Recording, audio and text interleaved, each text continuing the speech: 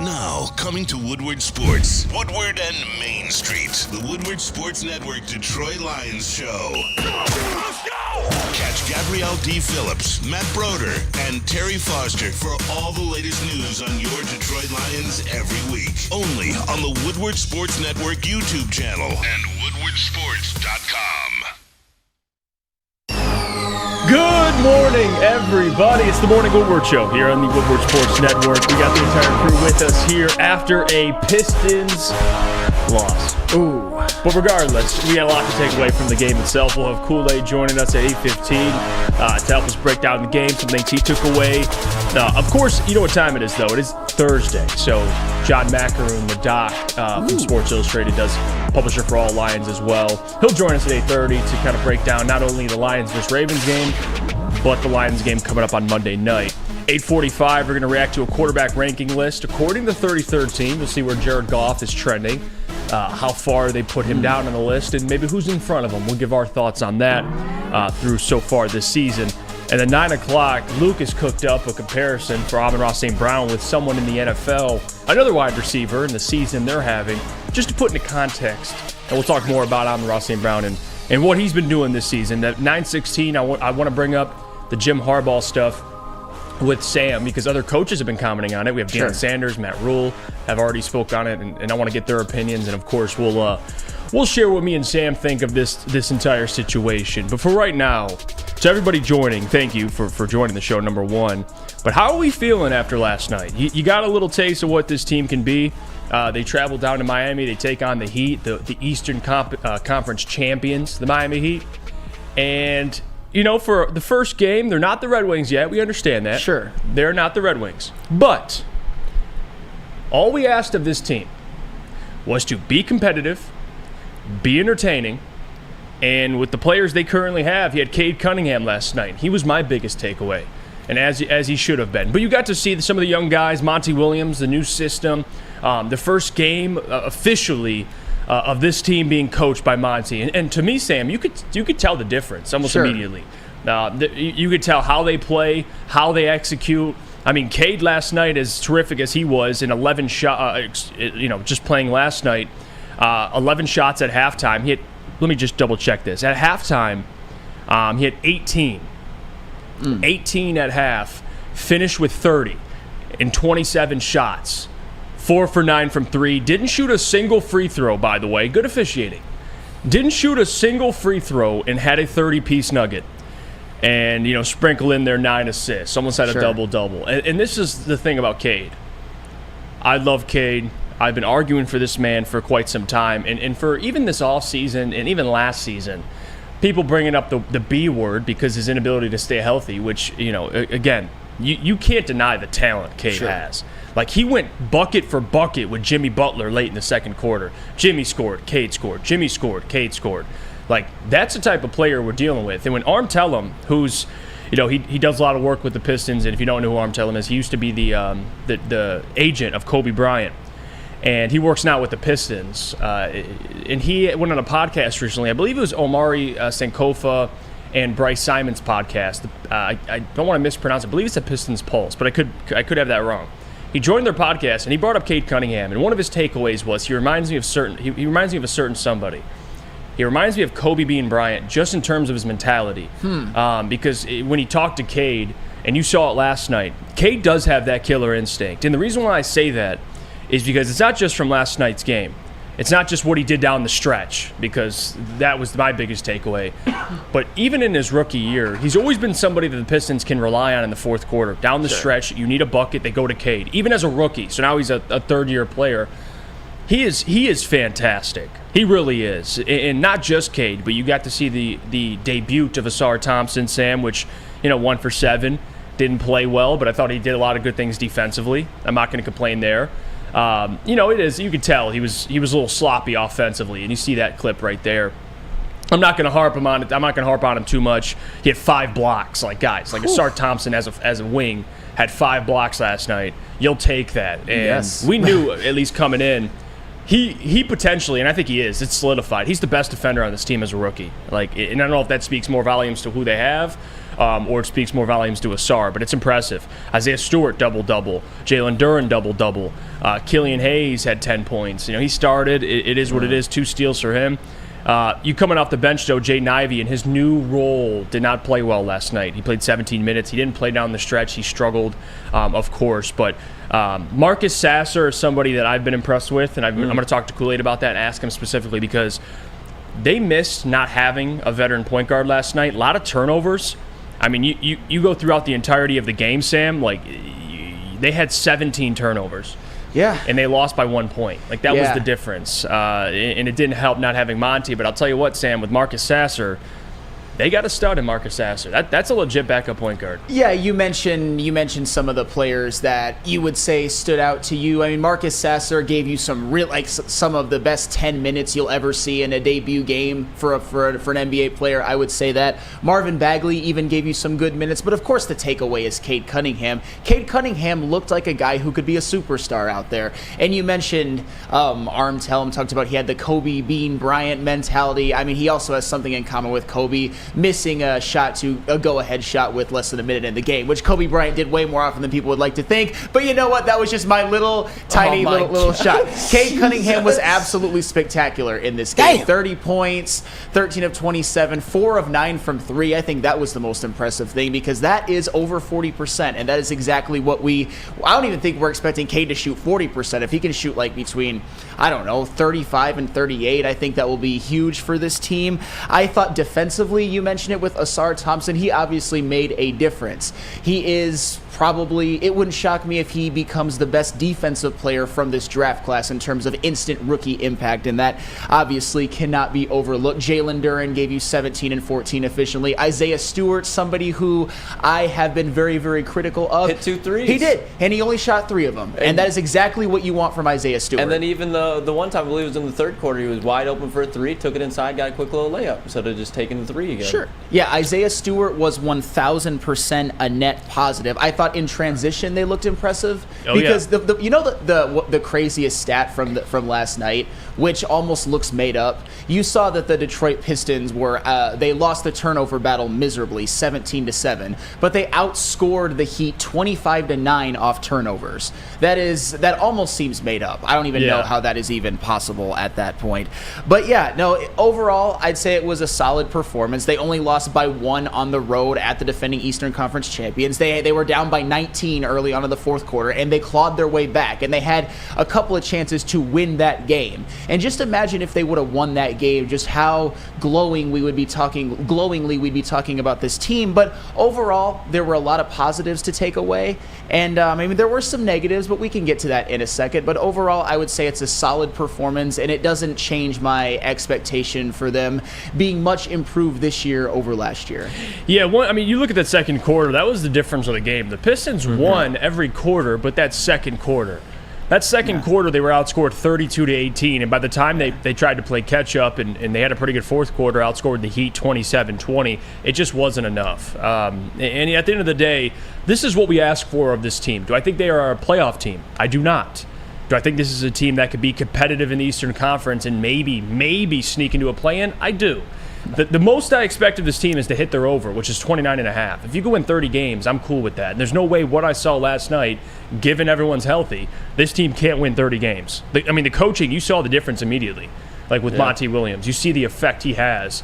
And that's something I look for with a new head coach, is their imprint. You saw it immediately. And how they played, how organized they were, the different play sets they had. It just looked a lot cleaner with Monty. And that's not a shot at Dwayne, but you could just tell. With a guy like Monty, you pay him to be the highest paid head coach. You see the impact of him. The other thing I took away, too, is James Wiseman played no minutes. Yeah. Which, thank God. Because that's a guy that and again, it's nothing to do with, Damn. James Wiseman personally, but the fact that they finally are saying, and this is more Monty, and this is why I'm glad he's here, we're playing 10. We're playing 10. And just because you're the former number 2 overall pick does not mean you're playing. If Marvin Bagley's better, he's your backup big. That's it. You're not playing two bigs coming off the bench. Well, I love that. And the funny thing is, too, and to piggyback off of what you were saying, Jalen Duren had a great game. Isaiah Stewart, based on the expectations we have for him, had a great game. Marvin Bagley gave you some damn valuable minutes off the bench. I mean, he didn't miss a shot. I think he had 8 points and 6 rebounds. That is exactly what you want from a Marvin Bagley. And James Wiseman, that just wasn't his... If he's a guy that kind of gets lost in the rotation, that if all the other bigs are playing as well as they're capable of playing, then if James Wiseman gets lost in the rotation, I mean, so be it. It's not like we're married to him or anything. I mean, if somebody goes down, knock on wood, you got James Wiseman waiting in the hopper. He is a capable NBA player, capable of giving you valuable minutes, but last night you didn't need him. And hopefully moving forward, you don't need him because that'll mean that the other bigs are playing well. The one thing, though, I have to mention this. A lot of people aren't going to like this. You mentioned when you were talking about how many points certain people scored, and you mentioned one Killian Hayes.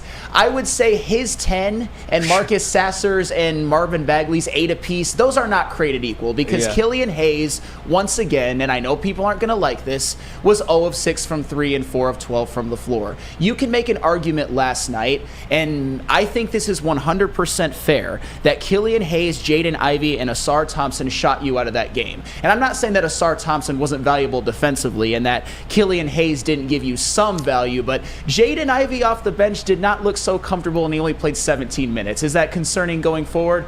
I don't know, but is Jaden Ivey really that instant offense kind of off the bench player? Is he a good enough shooter to do that? I'm not going to make conclusions off one game, but it wasn't a good performance by those three based on my expectations. I think Killian, the reason, and we'll ask Kool-Aid about this more so in depth, but I think the reason Killian was starting is because of what he did, what he can do defensively. I mean, what he can do is what Marcus Sasser cannot do. Offensively, though, Marcus Sasser in 10 minutes, he had 8 points. Yeah. So you're right on that, Sam. He's more of an offensive. You talk about, a bucket getter. That's Marcus Sasser. He's a great shooter, 2 for 3 from 3 in 10 minutes. You saw that last night. And it's funny because Marcus Sasser hit a 3, or he hit a 3 after a foul call, so it didn't count. And then he banged it and then he banged another one. So, Marcus Sasser's a stud, man. I like him. I told him, it's like my Jalen Warren to you. I like that. We'll see. We'll see what happens, but Dude, his handles are nice, too. Oh, yeah. He's so quick. Yeah, he is. He'll be a fan favorite for sure. Oh, yeah. Yeah, he'll definitely be a fan favorite. But the whole thing with Ivy, I'm not going to panic yet because the whole thing with Ivy is he just needs to slow the hell down. Like, that's something you see, man. Like, the turnovers, 3 turnovers, and even the shot selection. Like, it's you respect, and this is the whole thing I used to say about Russell Westbrook, and not saying they're the exact same players, but like, okay, I respect the passion you play the game. I respect the heart you have, but at some point, you got to dial it back. You're giving 110%. Can we give about 85? Can we give about 90%? And real quick, I just kind of had a question. So with Bojan being out, how do you think that affects the starting lineup when he's like active? With Bojan, it's interesting. I like the starting lineup they have currently. Personally, I would just keep that starting lineup. If you wanna put in Bojan, maybe you squeeze out Killian, and you put Killian on the bench. But then I would rather play Marcus Sasser at that point. Okay. I don't know because then you can maybe have Asar play the 2. Yeah. And then you put in Bojan, and he could play either forward position. And of course, you have Stu out there and Duren. So I think that would make sense, but they definitely miss Bojan. They miss Bojan and Monte. I mean, those are 2 more close to 40 or 40% three-point shooters. I didn't even think about that Monte Morris didn't play last night. Well, and it wasn't just Bojan and Monte Morris. It was Isaiah Livers as well. I'm not saying that Isaiah Livers is some spectacular player, but I want to see when they get back, guys like Bojan shooting threes, guys like Monte Morris shooting threes, guys like Isaiah Livers shooting threes, and maybe Killian Hayes never attempting a 3 the rest of his NBA career. Because I'm not saying that he doesn't have value. I got a lot of people giving me a lot of crap in the chat about watch the game, his defense against Jimmy Butler. I'm not saying that wasn't a valuable component of the game, but you can't be on an NBA floor and consistently shooting 0 of 6 from 3, 4 of 12 from the floor, because that is going to completely undo all of the good that you've done. Killian Hayes, and I cannot stress this enough, in each of his first 3 seasons has never had a single season in which he has shot over 40% from the floor or over 30% from 3. That's just not good enough. That is just not good enough, and it completely counteracts every single positive thing that you do on the basketball floor. I'm sorry. Have the Pistons been doing a whole lot of winning lately? Have they or have they not? That is not true, Flannel. They have not done a lot of winning. And these two comments, too, I just want to address these before we go to break here because, again, you just got to make sure we get the facts straight. Like this one, Doug, Pistons be lucky to get 20 wins. They're the worst Pistons team I've ever seen in my entire life. I don't think Doug has been here the last 5 years. I think that's what's missing out. Like, Doug, if you think this is the worst Pistons team, you must not have tuned into Pistons basketball the last 10, 15 years. No. Like I'm sorry. That's how that works. But, hey, welcome. But if you have been watching, you know this is not the worst Pistons team. This is not. You'd rather be stuck in mediocrity or you'd rather have the team from 3 years ago. You tell me. It is what it is. They're a competitive ball club. And I like watching this team. I do. And if they're competitive, I'll tune in. I will. That's what I want to see. You don't want to see you don't want to see the Pistons getting up 130 a game, right? And you don't want to see them losing every single night. If they're competing, I'm all ears, Sam. I love watching. You saw it even in Game 1. They gave the defending Eastern Conference champions a hell of a fight on the road with chances to win, and I like the fact that they only gave up 103 points, which in the modern NBA is actually pretty damn good and a lot better than the Pistons teams of the past are doing. If this Pistons team wins 20 games, then just clean house completely and be done with it, because that would be planets colliding bad. That would be such a disaster that there is no circumstance where I can see that happen, barring just a ton of injuries to the most key players. So no. If you have you seen the 2019-2020 team? Did you see the team last year, how they looked without Cade Cunningham? Those were the worst Pistons teams I've ever seen. You can already see improvement just off of one game from this team. Yeah, and if you don't think this team misses Bojan and Monty, I mean, you just don't know basketball. Like, Bojan's a walking bucket. And now defensively, he has his inefficiencies. That's fine, but he makes up for it by giving you a bucket every time he's out on the floor. Like, the guy's he shoots 40 from 3. He's just offense, instant offense. So, hey, if you don't think they'd miss him, Brandon Katz, then hey, that's fine. Now, the other thing, Monty Morris, another guy who shoots 40% from 3. I'm actually excited for him to get back. Same. They got a lot of talent here. Now, it's young talent. Not a lot of guys are proven, but it's going to be an exciting team. It is. So it was nice to see. We'll go to break. When we get back, we'll have Kool-Aid join us. He'll break that more and down in depth and all that and more. But first, I got to tell you about our friends over at Hamlin Pub. Have you ever wanted to be at a bar where you're known as a regular, whether you're enjoying half-off pizza on a Thursday or game day specials available during all Michigan sports and NFL games? Hamlin Pub is the place. Visit the location today and experience your new favorite pub for all things sports. Since the dawn of moving people, Chevrolet has led the way. The world of transportation is changing. At Feldman Chevrolet, we are leading the charge forward. With every electric vehicle, every mile traveled, one Feldman at a time. The company that puts more Chevys on Michigan roads is now the #1 name for Chevy electric vehicles. Now, coming to Woodward Sports, Woodward and Main Street, the Woodward Sports Network Detroit Lions show. Let's go! Catch Gabrielle D. Phillips, Matt Broder, and Terry Foster for all the latest news on your Detroit Lions every week. Only on the Woodward Sports Network YouTube channel and woodwardsports.com. Hey, this is Mr. Kearney, Chief Academic Officer at Academy of Warren. I want to welcome you to the brand new Field House. The state-of-the-art facility has a regulation basketball court, volleyball court, soccer field. It can be used for 7-on-7 football. Our K-8 academic features AM, PM, latchkey, small classroom sizes, Learning Street, futuristic media center, free breakfast and lunch, Houghton Mifflin curriculum, academic games, K-8 athletics, and more. Enroll today at academywarren.net. Join Woodward Sports and Long Drink live every home game for the official Lions VIP tailgate party. It is at Eastern Market and Shed number 5, and it is always a bash. It is going to be taking place this upcoming Monday for the Lions' big Monday Night Football matchup against the Las Vegas Raiders. I believe the doors open at 5:15 or 5:30, and it is going to be going all the way until game time. The official Lions tailgate is back and better than ever. How would you like to pregame it with Woodward Sports and be treated like a VIP? Food, beverages, and entertainment all included. Get your tickets online today at bullseyeeventgroup.com or win some from Woodward Sports today. Just subscribe to our YouTube, follow us on IG, and direct message Lions VIP.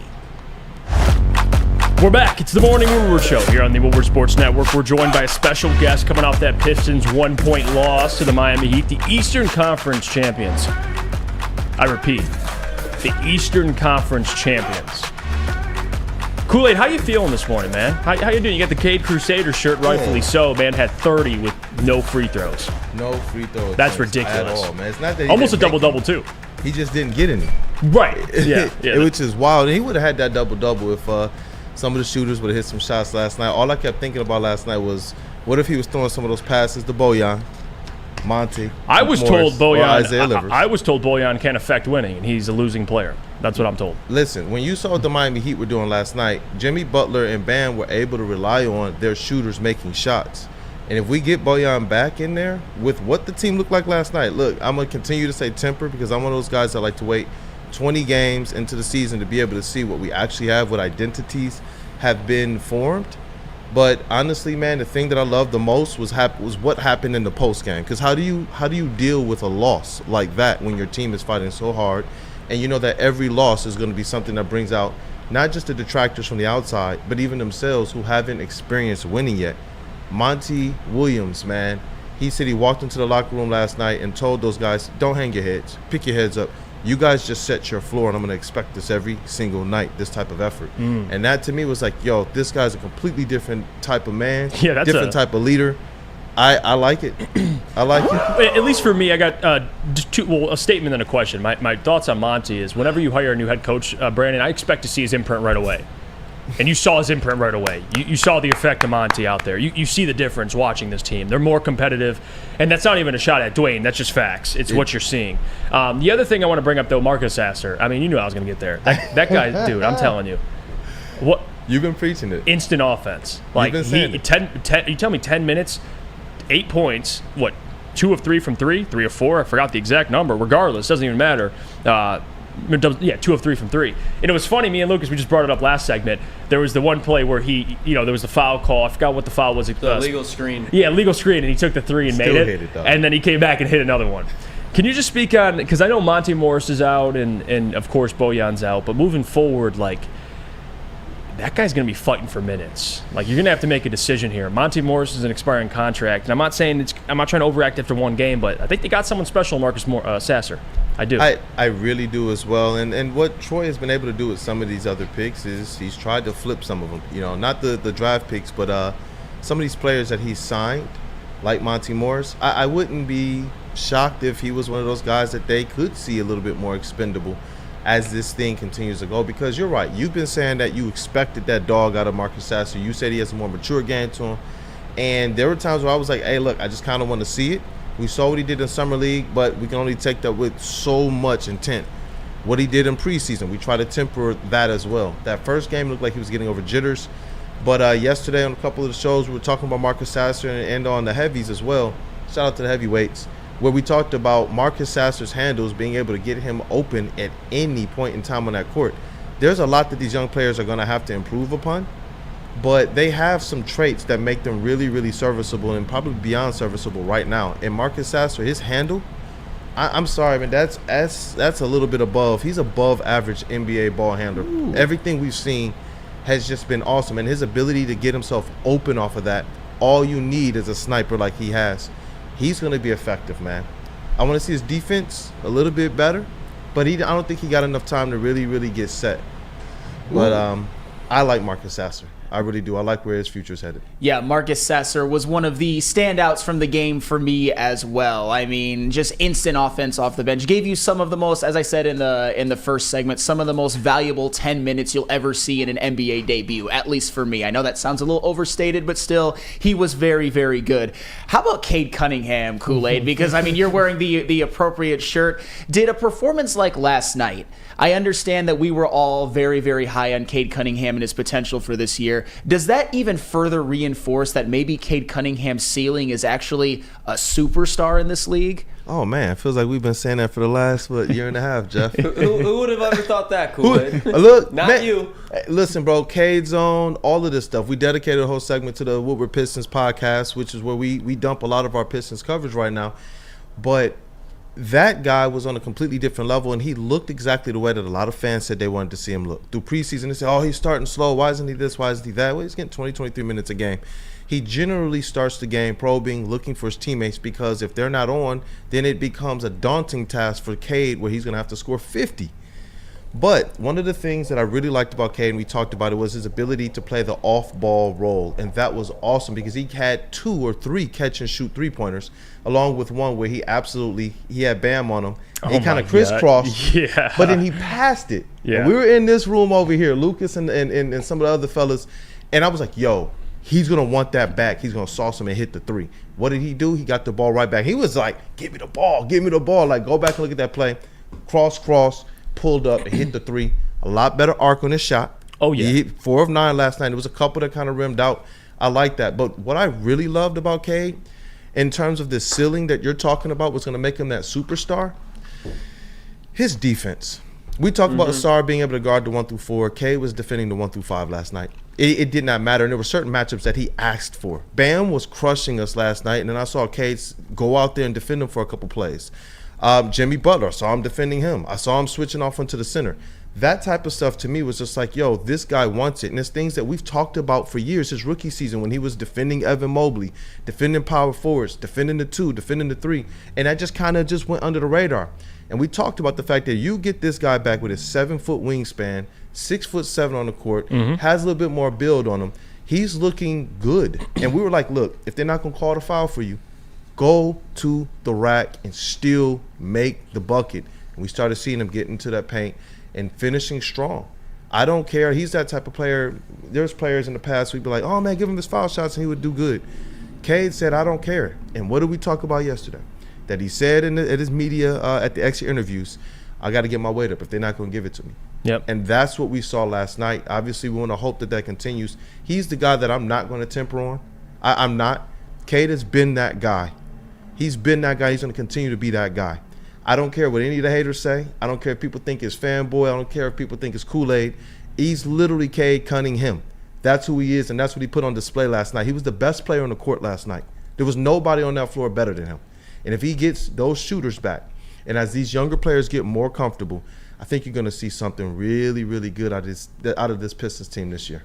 Yeah, it just seemed like, and even last night, the DNP for James Wiseman. And I want to get your thoughts on that, number one. But my takeaway on it, and I appreciate it because, you know, Monty Williams is very firm on the rotation he has in place. And he kind of made that comment before the season, like, hey, one of these guys, Marvin Bagley or James Wiseman, is going to be playing. There's not going to be both. There's not going to be a situation where you have Marvin at the 4 and James at the 5. Either one's playing the 5. I love it.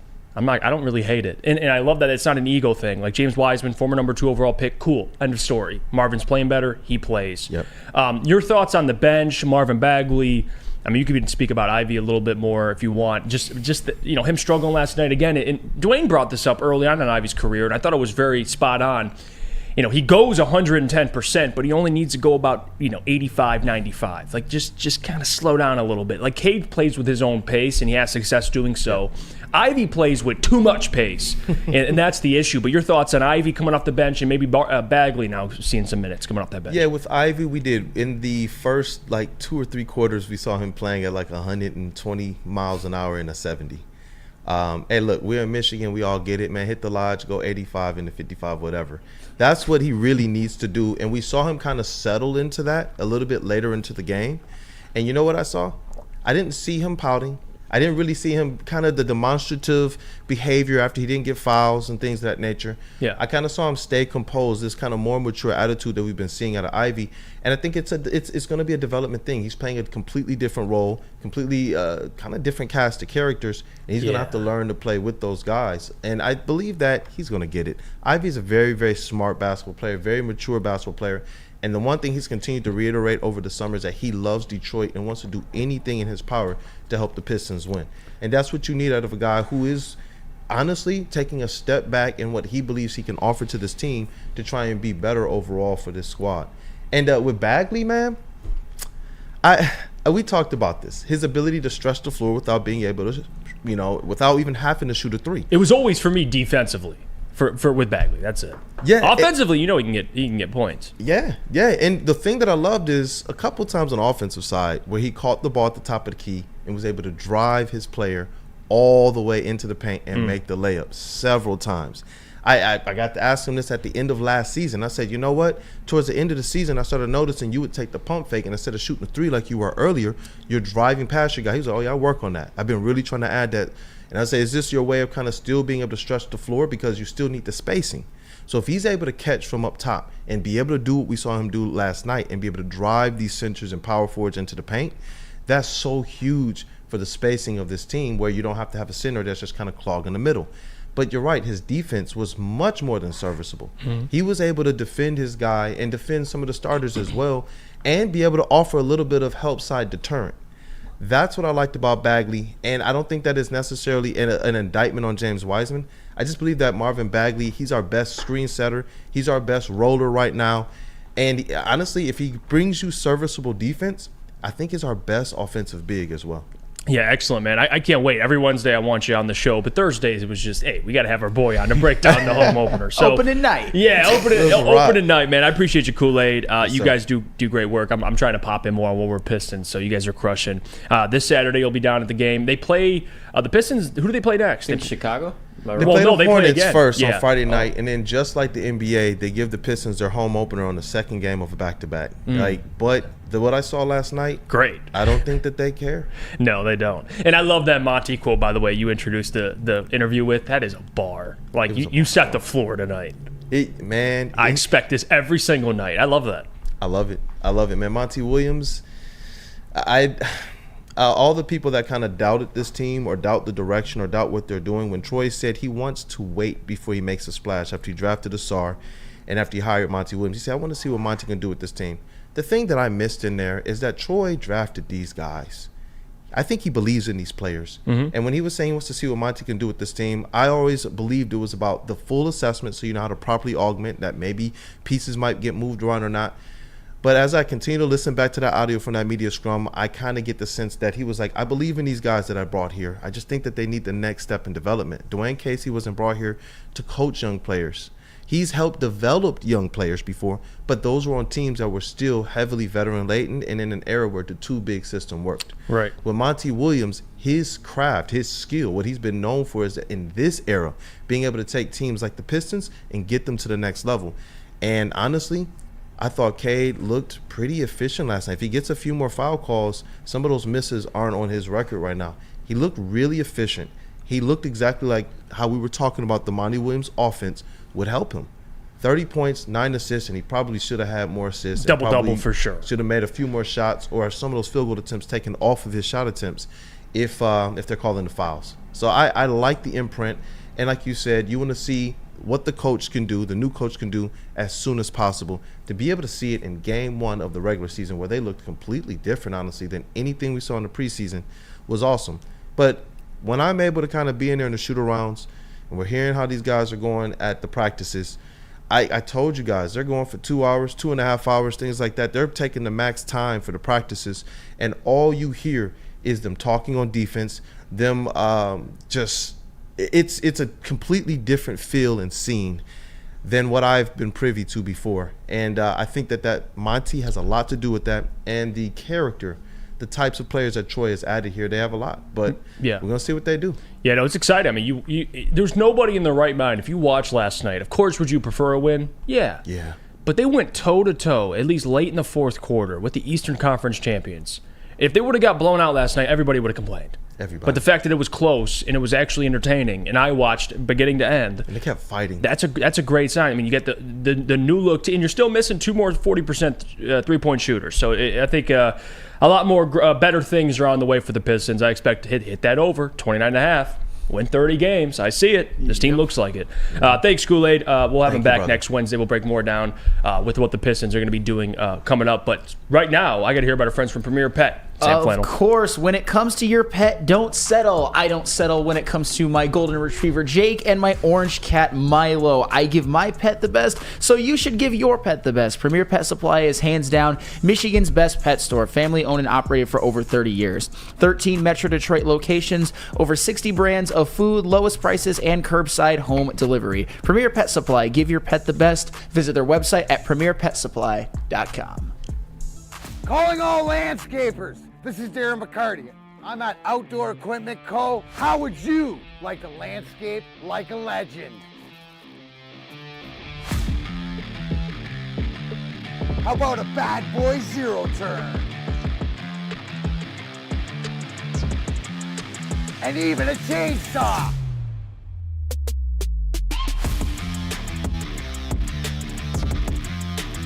And even a weed whipper. Whether you landscape for your job or landscape for fun, get all your equipment from Outdoor Equip Co., the official equipment provider of Woodward Sports. Michigan grown, family owned. OutdoorEquipCo.com. Woodward Sports own Tom Mazaway and Sam Stick Day will be hosting our Lions postgame show after every Lions game all season long. Tune into the Woodward Sports YouTube channel for his hot off the press takes, game analysis, and Kool-Aid sipping celebrations. You won't want to miss it. Join Maz, Stick, and special guests each week immediately following every Lions game, exclusively on the WSN YouTube channel. Your home is your most important asset. Flexibility in the sales process is key. When you work with Mark White and Associates, you can cancel at any time, for any reason, without penalty. Speaking of flexibility, check this out. Who you work with matters. Hire the best broker in the game.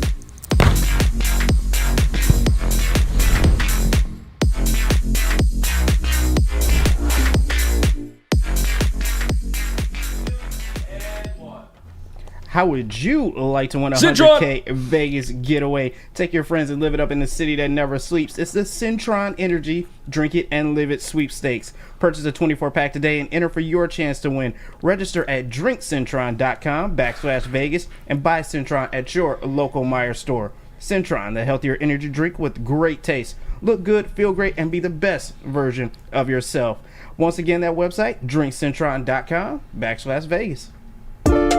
It's the Morning Woodward Show here on the Woodward Sports Network. Thank you guys for tuning in. It's Thursday. You know what that means. Thursdays with the doc. He's giving us our dose of medicine this week. Kind of giving us some copium for maybe Sunday's result, and then we're going to preview some of the Monday game. But John, my guy, how you doing this morning? Man, just got off the phone with Connor Stallions, giving him my insights regarding Penn State, Ohio State. Man, what the heck is going on with Michigan? I think that it's been a crazy week for Jim Harbaugh and that program, but even a crazier week for the Lions with everything that happened last week and what's upcoming with the deadline. Let's go, man. I'm excited.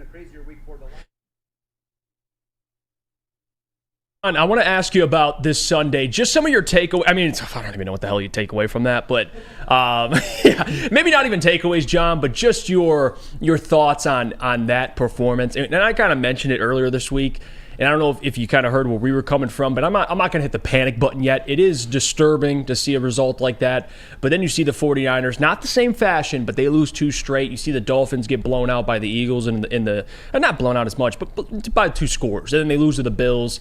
I'm not going to hit the panic button yet, John, but where are you at after that loss? And then we'll get to the Raiders game.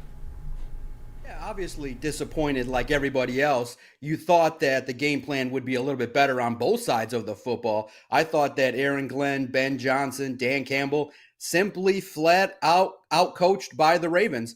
Players said that they saw things out there that they had never seen before from the Ravens, and it speaks to where the Lions are at. The Ravens highlighted everything that they heard about the Lions, all the hype, and they went out there and took it to the Lions. So it was disappointing. It was frustrating. I think the thing that disappointed me the most was the fact that Aaron Glenn's defense really didn't give the team at all any chance to get into the game. Far too much cushion.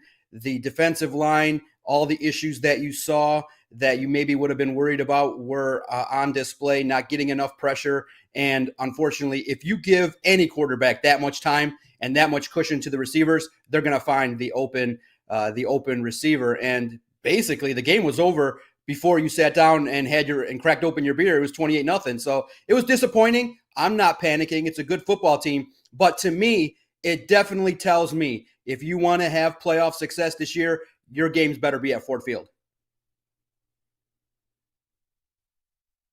Yes. So, obviously Aaron Glenn and the defense did not have their finest hour. I would agree with you on that. But you know who I feel like some people are giving a little bit of a free pass to, and I don't think you will, John, is one Jared Goff. I don't think he was good enough. He led the offense to 6 points, no touchdowns, 1 interception, was missing a lot of throws. But I also think that going home at Ford Field, playing a bad Raiders defense, is a good time for him to bounce back. Do you have any doubt that Jared Goff will be able to bounce back in the next game on Monday Night Football against the Raiders? Or do we have to steal some signals? Just tell it to me straight, Doc. Just tell me. What do we got to do?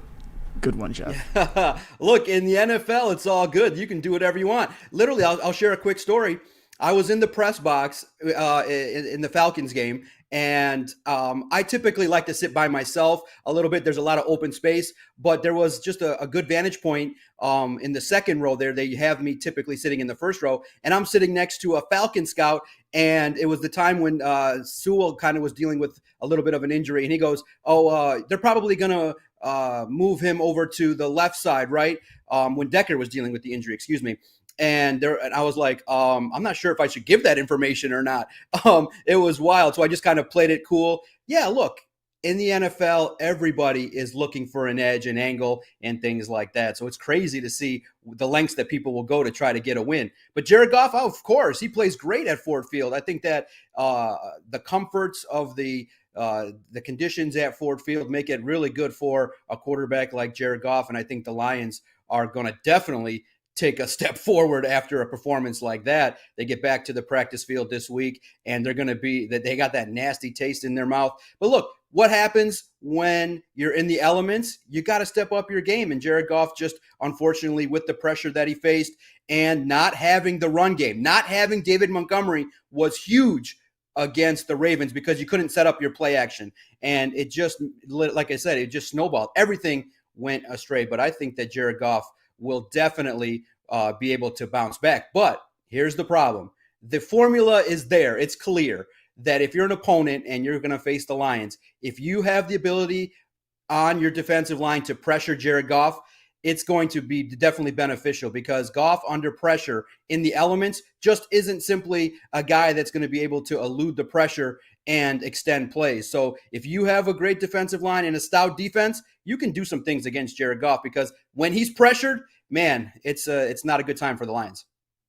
And John, another thing too about this upcoming Monday night game. It's a big game, obviously prime time. It's big for the Lions. A lot of people are going to be tuning in. But this Las Vegas Raiders team, like how bad they've been offensively. They've scored 20 points uno times, John.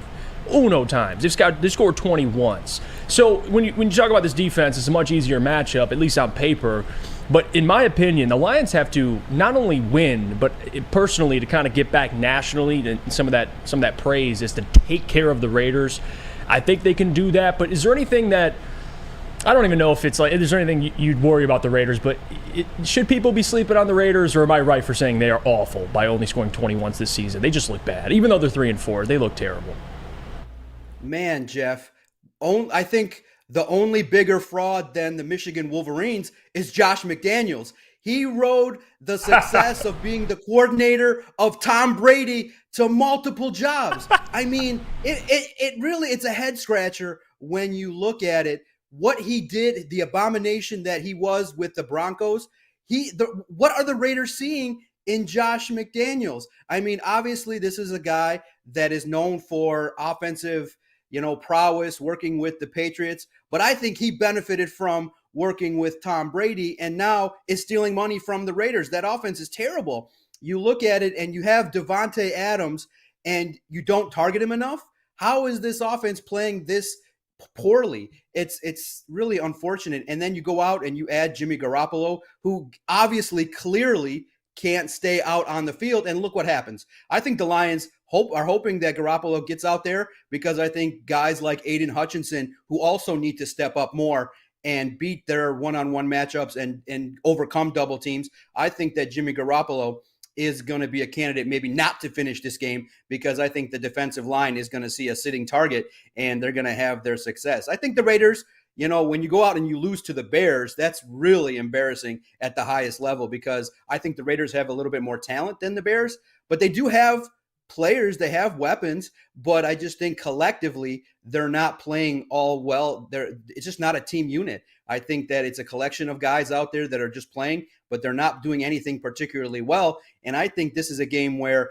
this week is the week where you want to start Jahmyr Gibbs in your fantasy league. This is the week where you could get his opportunity to go over 100 yards, get maybe a little bit more carries in 15, maybe in that 15 to 17 range. And he's going to have success because the Raiders' run defense is absolutely terrible as well.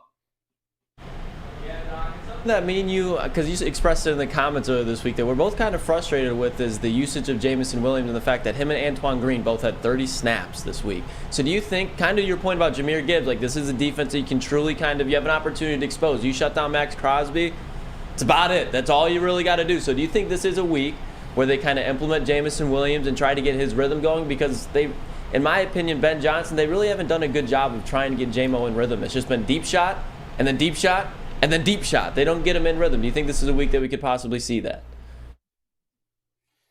Lucas, fellow ball knower. Absolutely. Yes, Let's sir. talk about Jamison Williams. Man, okay, this is complicated at the highest level because, number one, you see the talent. The man can get open.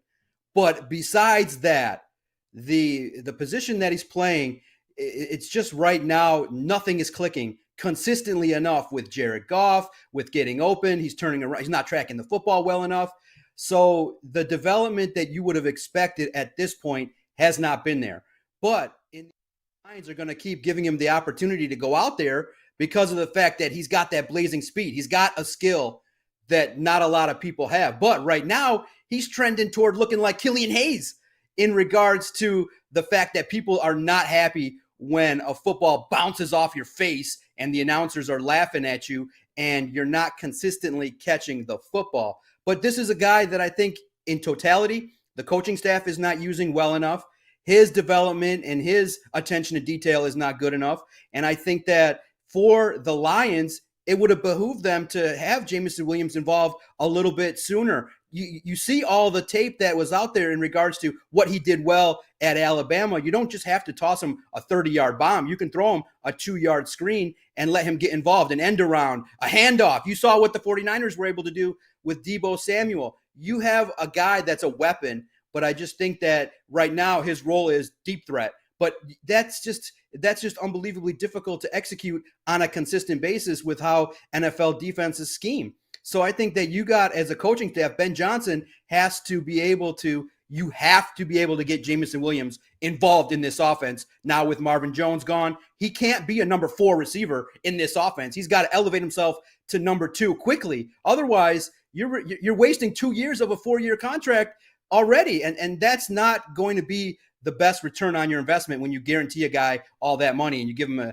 a big signing bonus and he's got that value as a first-round pick. So Jamison Williams is an enigma. It's a problem, but they better get it solved quick or things are going to be bad for this offense.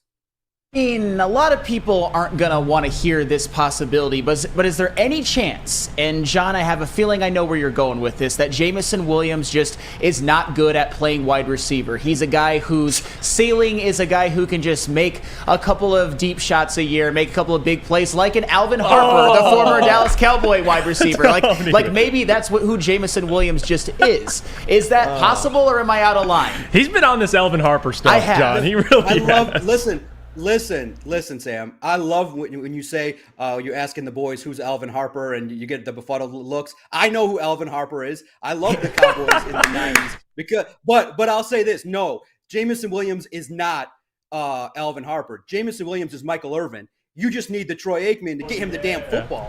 The problem is this. I just think that for whatever reason, Jared Goff and his arm strength and the chemistry is not there. Jared Goff is a perfectionist. He wants the receivers exactly where they need to be. You have a talent that's open, but unfortunately, you're not finding them consistently. And when you only target them 6 times, how is that supposed to be, promote Jamison Williams to get into the football game? I think that all in all, Jamison Williams is going to be, I think, a good wide receiver. Still young, still got a lot of talent. When you got that blazing speed, you're open. But the chemistry is just not there with Jared Goff, who also has to take some responsibility.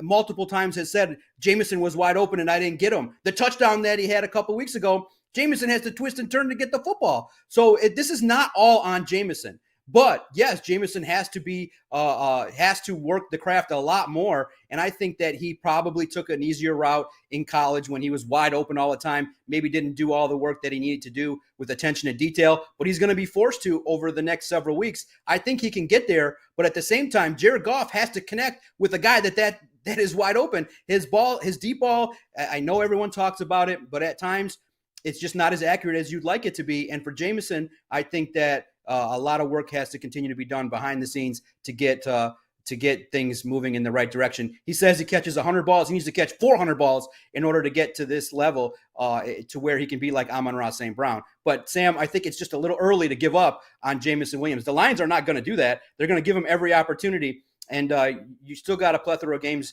to get this moving. So I hope that Jameson Williams can prove people wrong. John, you mind sticking with us for one more segment? We got to go to break here, but I want to ask you more about just the trade deadline coming up. You cool with that? Absolutely, I'm here.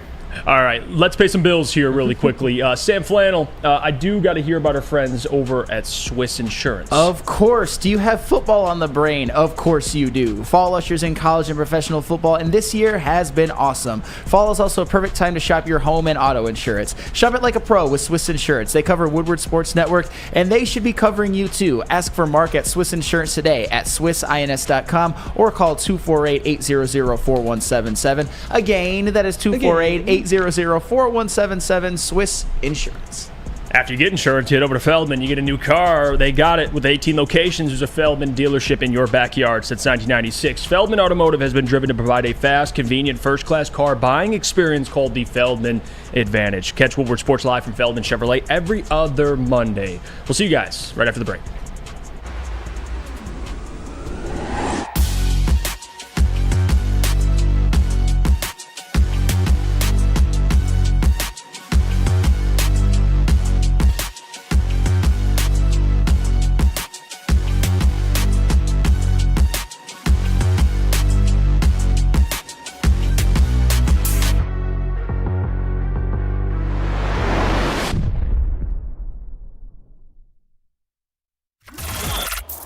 Woodward Sports' own Tom Mazaway and Sam Stick Day will be hosting our Lions postgame show after every Lions game all season long. Tune into the Woodward Sports YouTube channel for his hot-off-the-press takes, game analysis, and Kool-Aid sipping celebrations. You won't want to miss it. Join Maz, Stick, and special guests each week immediately following every Lions game, exclusively on the WSN YouTube channel.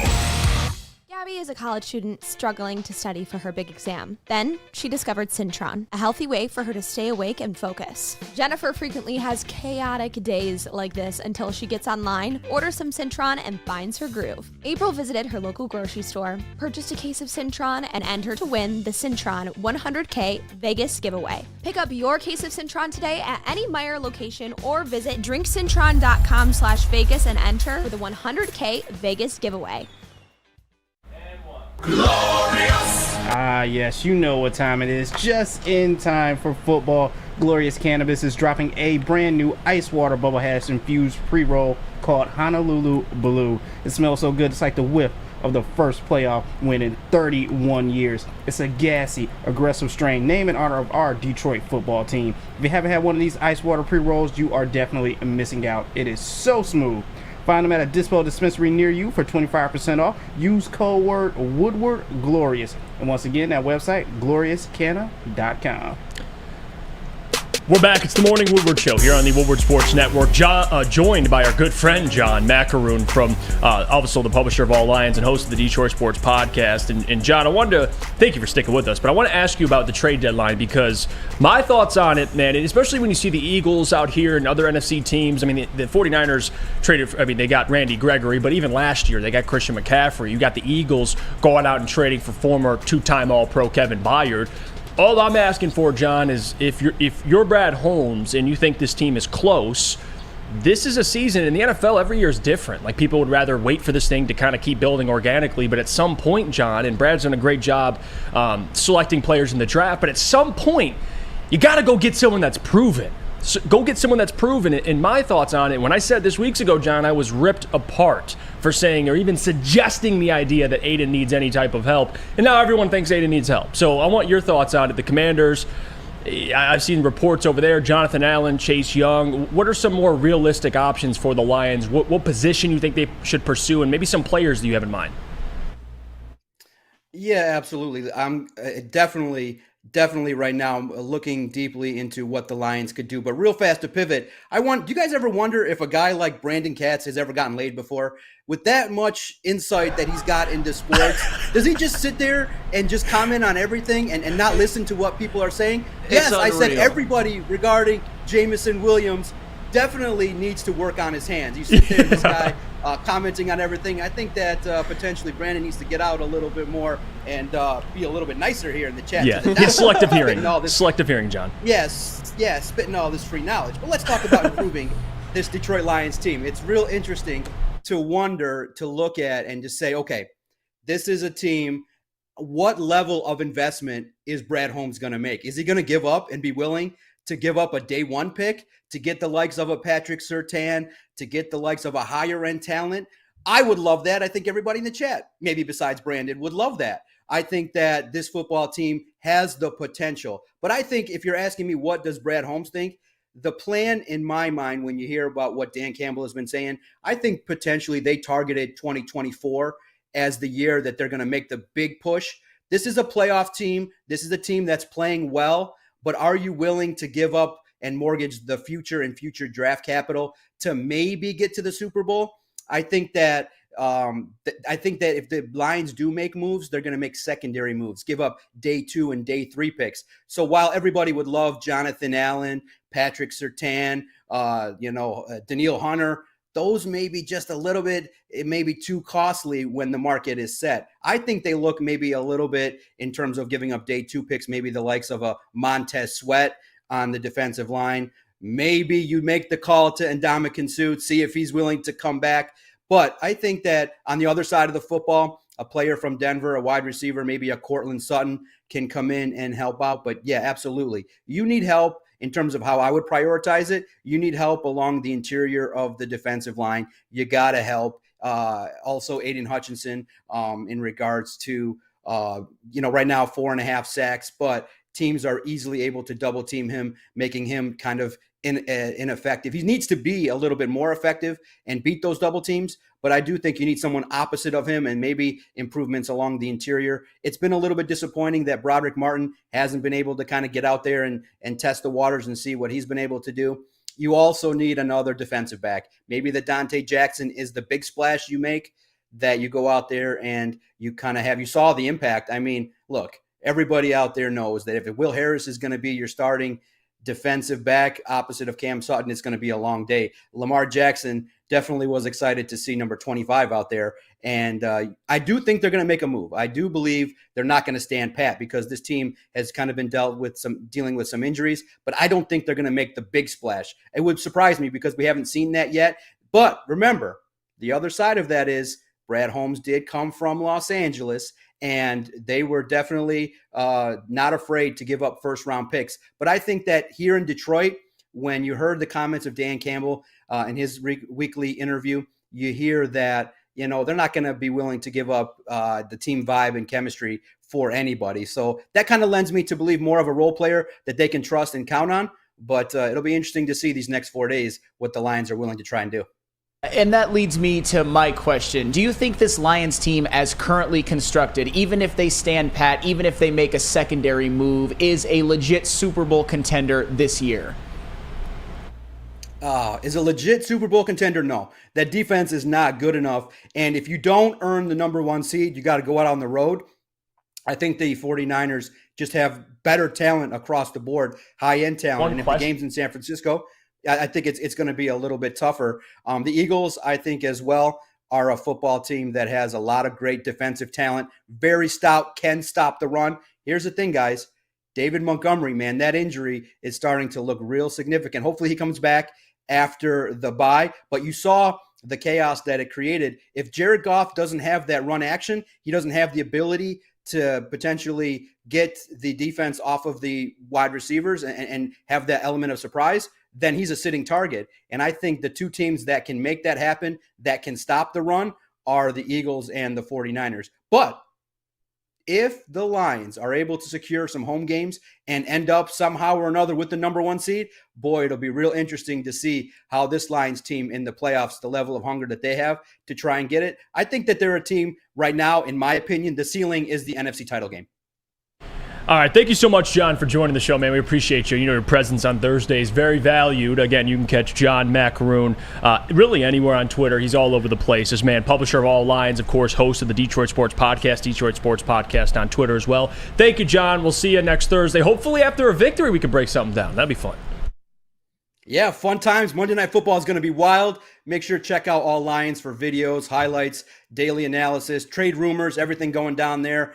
And definitely enjoy the opportunity to talk to you boys. Let's have a good one here, and then it's going to be an opportunity now. Let's get to 6-2 and have a good trade deadline. It's going to be a fun time now. The next couple weeks for the Lions, it's going to be fun, especially with the bye week upcoming. There you have it, John Macaroon, the man, the fellow ball knower. Fellow ball knower. That is confirmed. Yeah, I would plus one that he is a ball knower. All right. Let's go to break here, but first, I got to tell you and tell everybody at home about our friends over at Big Boy, because, listen, guys, hopefully, on Monday, before you watch the football game, you want to get some food. Well, Big Boy's got it all for you. The pretzel bacon cheeseburger, the hot chicken sandwich. You want fries? They got that, too. You can get the chili cheese fries or their loaded baked potato fries. And if you want to save room for dessert, they got that as well. Big Boy's Reese's Chocolate Peanut Butter Thunder Cake, or satisfy your sweet tooth with Big Boy Funnel Cake Fries. We'll see you guys right after the break.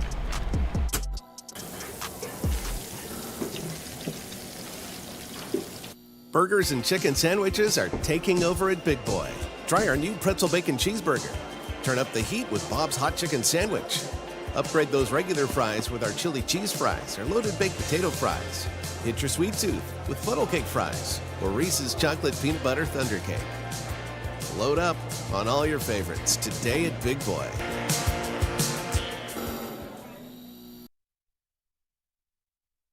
Now, coming to Woodward Sports, Woodward and Main Street, the Woodward Sports Network Detroit Lions show. Let's go! Catch Gabrielle D. Phillips, Matt Broder, and Terry Foster for all the latest news on your Detroit Lions every week. Only on the Woodward Sports Network YouTube channel and woodwardsports.com. We've just received word.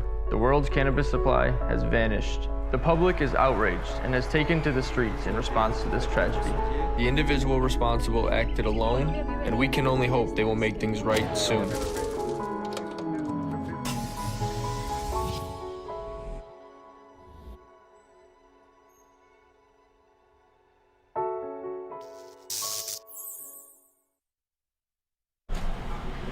Oh my goodness! All right, let's get good. That was a good job, Jeff. Thank you. All right, let's get into the Fairway Packing Co. Provided for over 60 years. Fairway Packing Co. has provided Michigan's finest restaurants, hotels, and casinos with prime beef, Wagyu beef, and dry aged beef experience. Of course, the Fairway difference for yourself today. Visit the steak shop in Grosse Pointe Woods for grab-and-go steaks, or order online at fairwaypacking.com. And you're always calling Jared Goff a Ryan Gosling looking motherfucker. that Dispo ad, you're doing your thing, Hefe. Yeah, hey, I'm just trying to save the planet. You know what I mean? Cobezilla says, good job saving the planet, Hefe. Thank you, Cobezilla. All right, that was the debut of the ad, was it? Yeah. Man. Big Con 51 says the Oscar goes to. Yay. Let's go. Yeah, just for unplugging something, man. Hey, thank you. All right. Take a bow, Jeff. Yeah, take a bow. All right, let's get into the quarterback rankings here, because I thought this was super interesting, and you guys know this is a week-to-week league, and with that comes week-to-week rankings. And the 33rd team, who I actually enjoy a lot, they do a lot of good work. They released their Week 8 quarterback power rankings. Let's just kind of break this down a little bit, shall we? Huh? All right. I have so many questions. I do too. Look at this, at least the top 10. We'll start with there. We'll get to golf. Mahomes, Allen, Lamar Jackson, and Lawrence. Herbert at 5, why? Just with how he's been playing. I can justify that. Yeah, we know you can. Yeah, we know you can. But Stafford, okay, All right. Dak Prescott had one good game. Cool. Against the Chargers defense. Yeah, against the worst, the defense that gives up the most yards in football. Congratulations, Dak Prescott. 2 at 10. And then Jalen Hurts at 8, Geno Smith at 9, and Geno really hasn't been. I mean, he had the one throw though to that rookie wide receiver. Who is that rookie? That rookie has a name, and it's Jake Bobo. Jake Bobo. Out of UCLA. That man's going to be, I'm telling you, you're going to laugh at the name. Oh, Jake Bobo. Is he him? This is like another one of my Josh Palmers. Jake Bobo, he's not the quickest, he's not the biggest, but man, that dude just knows how to go out there and ball. Man. So he's a lunch pail kind of guy. He's a lunch pail type of guy. He's like a hybrid slot receiver, and he's got the build of a tight end, but he has moves. He was a dog at UCLA, man, I'm telling you. Jake Bobo. Jake Bobo. Remember the name, Jake Bobo. Only Lucas. You heard it here first, Jake Bobo. Remember the name, Lions. Jake Bobo. Lions acquired Jake Bobo. I think that's the splash trade. We talk about Chase Young costing a first-round pick. Jake Bobo might cost a first-round pick. Yeah, Jake Bobo. Yeah, he's a hot commodity. Bobo. Yeah, Hoop Harded says Bobo isn't the next TK85. No, Bobo is better than Tom Kennedy. He couldn't wear Tom Kennedy's jockstrap, dude. He could. Man's name is Bobo. All right, yeah, that's true. Look at this. But we have Geno Smith at 9, 2 at 10, Burrow at 11. Even though Burrow's not having really a great season, dude. Like this list is garbage. Kirk Cousins over Goff, I agree with at this point, just from how he's performed this past week. That's fine, whatever. Like, I don't really care. But the fact that Goff's at 13, a little aggressive. I don't agree with that. I think if you're making this list, I think Goff would still have to be top 10. I mean, he's tops, like I just went through yesterday with Goff. He's top 6, top 5, top 4 in all these categories, and he has one bad game, and that bumps him down all the way to 13. That's what frustrates me sometimes with some of these lists is like, you got to give credit, whether how you feel about Goff, however you feel about Goff. You have to give credit. You have to be realistic here, and I don't think one game warrants him dropping to 13. But Sam, your reaction to this list? Anything that stands out, or Goff, is it too high, too low, just right? What do you think? Well, Goff is obviously too low. I mean, if anybody, even though I've been somewhat critical of Goff for the game that he played at Baltimore, it is way too low because despite that bad game that he played, Jared Goff is still top 10 in every major statistical category, and he's top 5 in a couple of them as well. Jared Goff, by every measure, is a top 10 quarterback, especially over guys like Matthew Stafford, 7 touchdowns, 6 interceptions. To me, that's hard stop, and then the team has a losing record. You got to put him below Jared Goff. Dak Prescott, 6 touchdowns, 4 interceptions. The team has the same record. The offense isn't as good. You definitely have to put him below Jared Goff. Wait. Did you just come at Dak Prescott? Well, I mean, I came at him relative to his ranking on this list. He's not the number 7 best quarterback in the league this year. Sam. There's nothing that you can say about it. The top 5, I'm not necessarily mad at, especially with them catapulting Lamar Jackson to as high as he did. That's what playing the best game of your career does to you, and playing one of the best regular season games a quarterback has played this season does to you. I don't mind that. I don't like Jalen Hurts above Jared Goff right now. Ooh. Because, and I know Jalen Hurts, he hasn't been as bad as his numbers indicate, and he does have 6 rushing touchdowns, but the man has thrown 8 interceptions. He threw a pick 6 against Miami. The only reason Miami wasn't blown out worse was because of Jalen Hurts' pick 6, 9 touchdowns, 8 interceptions. You have to put him below Jared Goff right now. Geno Smith, you 100% have to put him below Jared Goff right now. 7 touchdowns, 4 interceptions. It's not like the Seahawks. Their offense is playing well, but it's not playing as well throughout the entirety of the season as the Lions' offense is. So you got to put him below Jared Goff, even if just based off of counting stats and the fact that he is not as high up in terms of passer rating, QBR, and all that stuff as Jared Goff. But you know what actually is super egregious when it comes to over Jared Goff? One Joe Burrow. Yeah. And I'm not and here's the thing. A lot of people think that I'm a Joe Burrow hater, but it's very, very clear that this list is based off of just this season. Joe Burrow is 27th in the NFL in passer rating and 26th in QBR. He's been bad relative to what Joe Burrow is. 100%. He has not been Joe Burrow. Well, I know a lot of people are going to say that he was hurt and everything, and he probably shouldn't have been on the field the first couple of weeks. That's all well and good, but I'll tell you what, though. The Burrow luck is certainly kicking in because they've still managed to win these last couple of games, and they're probably still going to make the playoffs, even with Joe Burrow. Isn't that crazy? Yeah, it's crazy. It's the Burrow luck. The Joe Burrow luck is alive and well. What do you mean Burrow luck? Yeah, the Burrow luck is a little extreme. There's zero luck in starting. What they start 0-2 or even 0-3. I think they were 0-3. And if they make the play, there's no luck in that. It just so happens that the defense is playing pretty damn good. That defense that often gets pretty maligned, keeps them in those games. I mean, didn't the Seahawks have a couple of chances in the Bengal red zone and just happened to get turned away both times?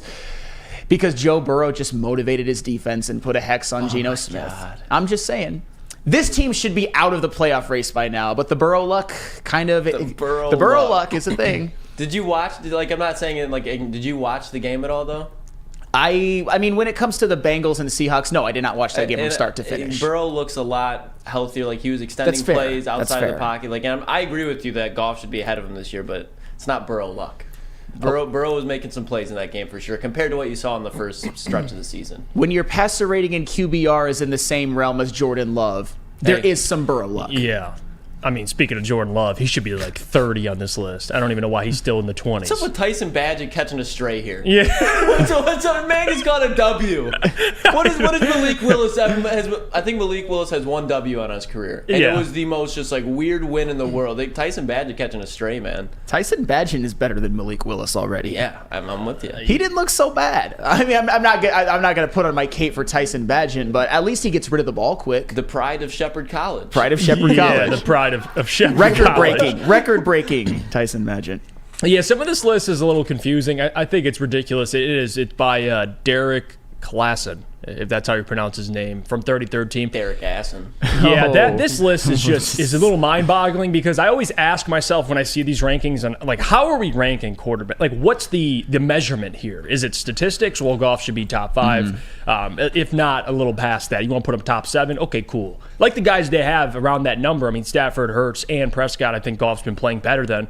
Even though Goff had a bad game on Sunday, you can't really deny he's been the best quarterback in the NFC, at least individually. Obviously, football's a team game, and we'll see what the Philadelphia Eagles have been doing. But you're right, Sam. He's coming off a pick 6. And even before then, he's been struggling. Goff's actually been playing well. So I don't agree with the Hurts ranking there either. Dak Prescott, of course, you guys know how I feel about Dak. And then Stafford. And I love Stafford, but no way in hell he's top 6. And me and you argue about Stafford, but we're in line here, Lucas. Yeah, what the hell? I had Stafford at 10. And I think he was playing better than he was before. I agree that Stafford's exceeding expectations, but to put him above Tua? And I understand Tua had a rough, quote unquote, rough week last Sunday night, or was it Monday night? I can't remember. But Sunday night, yep. You're gonna put Dak in front of Tua? Tua's still a top 5 quarterback this year. I'm sorry, I don't care. That man has been balling out. Yeah, and Big says, bro, Stafford is balling with scrubs. Puka Nacua and Cooper Kupp are not scrubs. Yeah, I wouldn't say they're scrubs, but even balling, it's a little extreme. He's been playing well, but I'm talking, and what I'm saying, Biggs, is compared to Jared Goff. You can't take the season so far, line up Stafford versus Goff, and just assume, Stafford's playing way better. You're going to say Matthew Stafford's playing better than C.J. Stroud? No, he's not. No. Stroud's actually playing better. At 14. And you're talking about scrubs. I mean, no offense. Nico Collins, fine receiver, but he's not Cooper Kupp. Tank Dell's been hurt. Damian Pierce hasn't done shit this year. Yeah, or he's not Puka Nacua even. I mean, Puka Nacua is he came out of nowhere. Shout out to Ryan Lentz for having him on his fantasy squad. But Puka, he had Cooper Kupp last game, had 150 yards. Yeah, and Puka might be him. And I do have a little bit of a vendetta against the Rams and Stafford. I'm not saying that it's all his fault, but the offense scored 16 and 17 against the Bengals and Steelers, respectively, and gifted wins to Joe Burrow and Kenny Pickett. So I'm upset. Yeah. I'm upset, especially last week. I know Kenny Pickett played better, but man, it just seems like Kenny Pickett might be the luckiest quarterback in the NFL. Yeah, I don't want to hear about Burrow luck. Burrow luck is the thing. That was a statement by Flannel. And for the record, Joe Burrow, he played very, very, very well at Arizona. I will give him that. When they needed it the most, I will give him that. He did. But that win against the Rams and that win against the Seahawks, I mean, the win against the Seahawks, he looked a lot better with the eye test. I'm not saying was playing vintage Joe Burrow, but he was playing a lot better than stats show, in my opinion. Yeah, especially because Devon Witherspoon was putting Chase in a box for most of that. I agree. Burrow, you would agree though in the season sample size, Goff's been playing better than those guys. Yeah, no doubt. Corey Berry says, Jeff, just like saying Puka. I do. It's actually kind of a cool name, not going to lie to you. Shane Daniel says, how is Tyrod Taylor on this list, but Daniel Jones is not? Well, that's because they're injured. Ooh. I mean, Tyson Bagent's on this list, and Justin Fields is not. And I would argue that Tyrod Taylor has been playing than Daniel Jones through these last 2 games. He's been outplaying him 100%. Yeah. That's a bad look on the Giants, man. And you're talking about a guy who checked into a run play right before halftime. Costed them, and he's still playing better than Daniel Jones. Darren Waller finally had his coming out party, and it was Tyrod Tayller, not Daniel Jones. Everybody was expecting Daniel Jones and Darren Waller to be some magnificent connection, and it's the Tyrod Taylor and Darren Waller show. Big says, like Stafford made Galladay. Yeah, he has made some receivers. I will not deny that. He has made receivers, but still, you can't argue. Goff should be in the top 5. If you don't want to put him top 5, that's fair. You can put him top 7 then. 13 is a little ridiculous. Absolutely ridiculous. We got to get back to the quarterback rankings. We got to do that next week. We got to get the ship right. I mean, these quarterback rankings are just we need to do it tomorrow if we want to. We can do that. Yeah. Let's do it. Let's do our own version of quarterback rankings. We'll do that this season. No past included? Yeah, okay, please. As long as we're on the same page. No past included. Not putting Burrow top 3. All right, he's not on this. I'm curious where you're ranking Brock Purdy. Yeah, so am I after this week. I'm gonna have to look at it. That is a great one, and the big question is, who am I going to put at number 1? We know the answer. I wonder who. I think we already know. Don't ask a question you know the answer to, Flannel. You knew the answer. All right, let's go to break. When we get back, we'll bring up Amon-Ra St. Brown, kind of give some context to the season he's having right now, because man, oh man, he's balling. And you had an interesting graphic got put out on Woodward Sports. You can get him on Twitter or Instagram, Woodward Sports, and you can see it yourself. But it just kind of compares Amon-Ra to some other receivers, and even Josh Reynolds, man. Like, just to put into context what's going on so far this season, it's interesting. All-Pro, 1,400. We'll talk about all that stuff when we come back. But first, we got to hear about our friends from Guardian Alarm. Guardian Alarm, of course. It's a new year. Let Guardian Alarm offer you customized solutions from real experts. Our professional technicians take the time to recommend security and automation solutions specific to your needs. 24/7 professional monitoring. Call us anytime, day or night, and know that a Guardian team member will stay on the phone as long as needed. Technology backed by people. Your safety and security deserves technology that's been proven to work and people who have been proven to care. Call 1-800-STAY-OUT. Stay the hell out! That's 1-800-STAY-OUT. Guardian Alarm, your local security experts. At work and at home, we're there with smarter security solutions. Featuring complete automation with customized alerts and more. For over 90 years, we've been the company that's been counted on to protect what matters most, all with personalized service and care. Right now, for a limited time, receive a free video device plus free installation with a new home system. Guardian Alarm. We protect Michigan. Brace yourselves, Detroit. As the sun begins to set, 2 of Woodward Sports' brightest young stars will be taking the mic for a brand new show. Woodward Nights with Spooner and Broder. The dog days in Detroit are over, and the boys are unleashed. Join in on the banter and hop on the bandwagon of the #1 night show on the internet. Tune into the Woodward Sports YouTube channel every weeknight from 8 to 10 p.m. Woodward Nights with Spooner and Broder.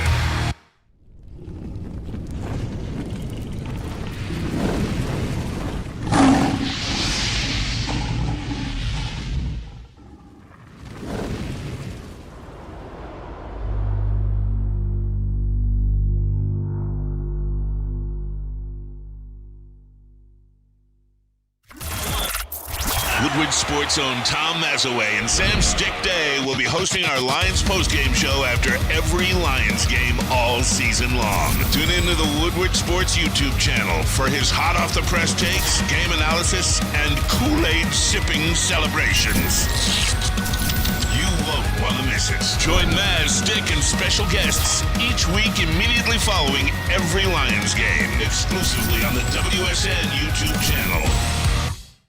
Brand new state-of-the-art sports dome field house. Also, volleyball court and soccer field that can also be used for 7-on-7 football. It's Academy of Warren. They got different features, small classroom sizes, free breakfast and lunch, and much, much more.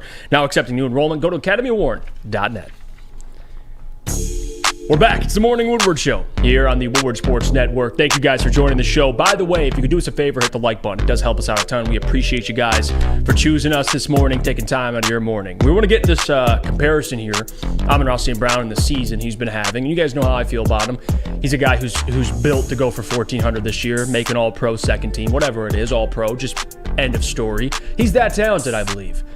But let's put it into more context, though, what he's been doing. Because you compare him to some of the other wide receivers right now in the NFL. Lucas, that graphic you made. Surprised me, even. What the hell?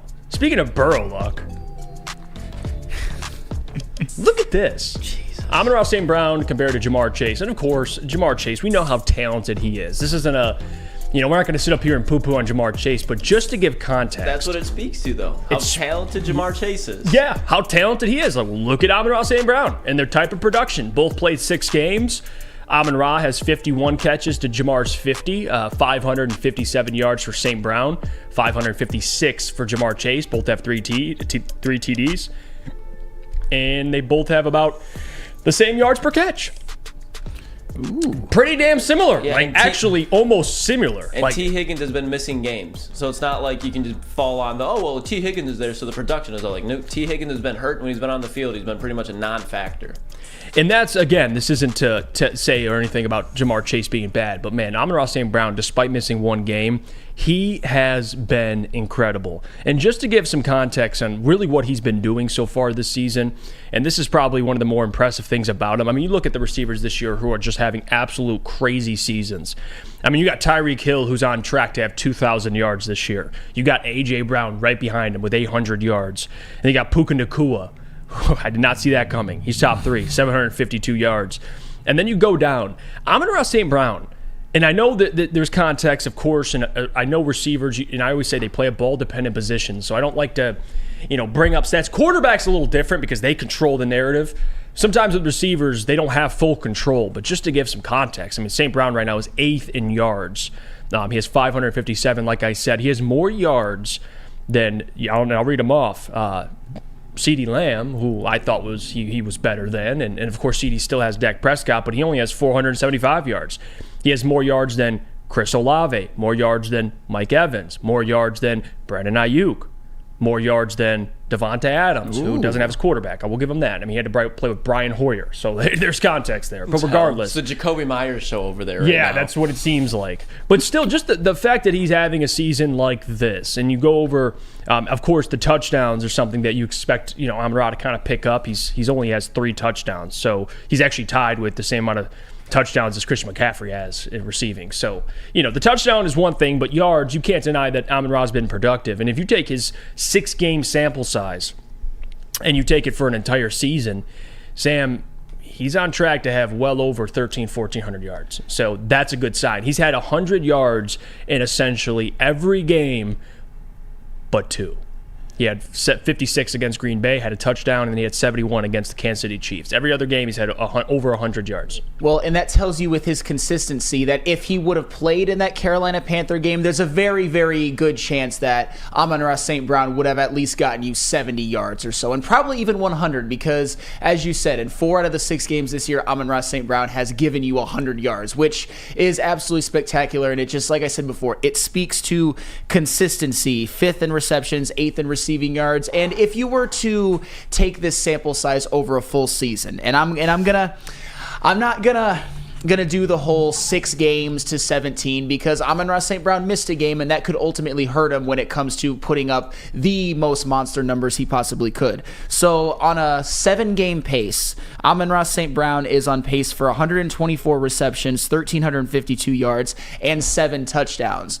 And those to me sound like borderline all-pro numbers. The catches, certainly. The yards, he might need to pump those up a little bit, but still, not taking anything away from him, he has been absolutely spectacular. And think about this.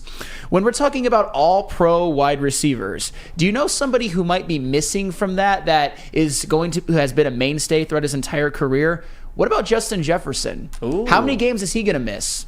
He's missed a couple already. I mean, if the Vikings are in contention, he might come back after the 4 games or so, but you just never know. Maybe Justin Jefferson will miss out on some numbers. There's no way that he can be an all-pro this year. Well, right. I mean, that's it would what be I'm a saying. disservice to the rest of the league. Like, that's just bias. Just think of a scenario where Puka Nacua earns an all-pro over Amon-Ra St. Brown. Like, that's realistic at this point. Oh, that's 100% realistic. That would be, Replace Jefferson and insert Puka Nacua. Yeah, I mean, that's ridiculous. But that's the thing. Puka Nacua's path is certainly more paved than even Amon-Ra St. Brown right now because, like I said, Amon-Ra St. Brown missing that game, that might hurt him when it comes to maximizing his numbers, not his impact on the team. They won that game. But what about... Could you see a scenario where Amon-Ra St. Brown passes up a guy like DJ Moore and his numbers? Yeah. And don't get me wrong, DJ Moore is having a hell of a year. He's on pace to have the best season of his life. Yep. But it was definitely inflated by a couple of games, and especially if you have Tyson Bagent playing. And I'm not saying Tyson Bagent is terrible or anything like that, but it's not like he is going to just... That's not an ideal situation for DJ Moore. And if Justin Fields comes back, there's inevitably going to be a couple of games where he just doesn't have it. Probably more than a couple of games because Justin Fields just might be bad. So DJ Moore is not necessarily in the best position.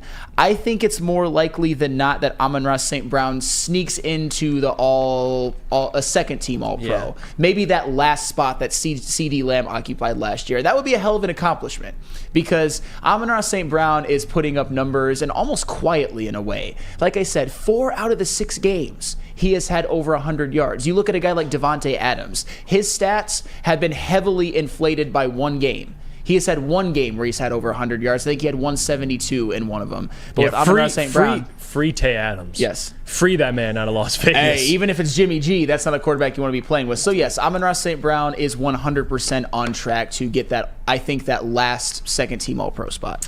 Yeah, and honestly, Lucas, I'll take it. I really don't care if it's first team or second team. I think I just want Amon-Ra to be...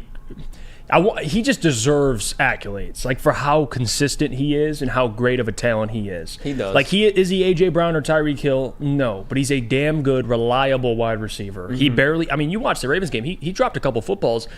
Man still had 13 fucking snags. Yeah, and that's ridiculous. And it's not just Amon-Ra. Like Josh Reynolds has been balling too. Like Josh Reynolds. I mean, people have been kind of sleeping on him so far.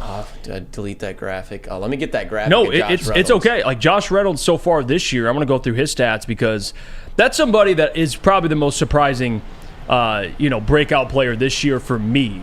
Like you go through and look at what.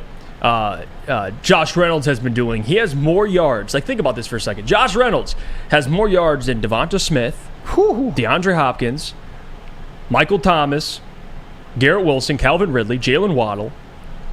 Like, and Jalen Waddle missed a game, but still, like, he has almost, 400 yards and 3 TDs? 18 yards per reception?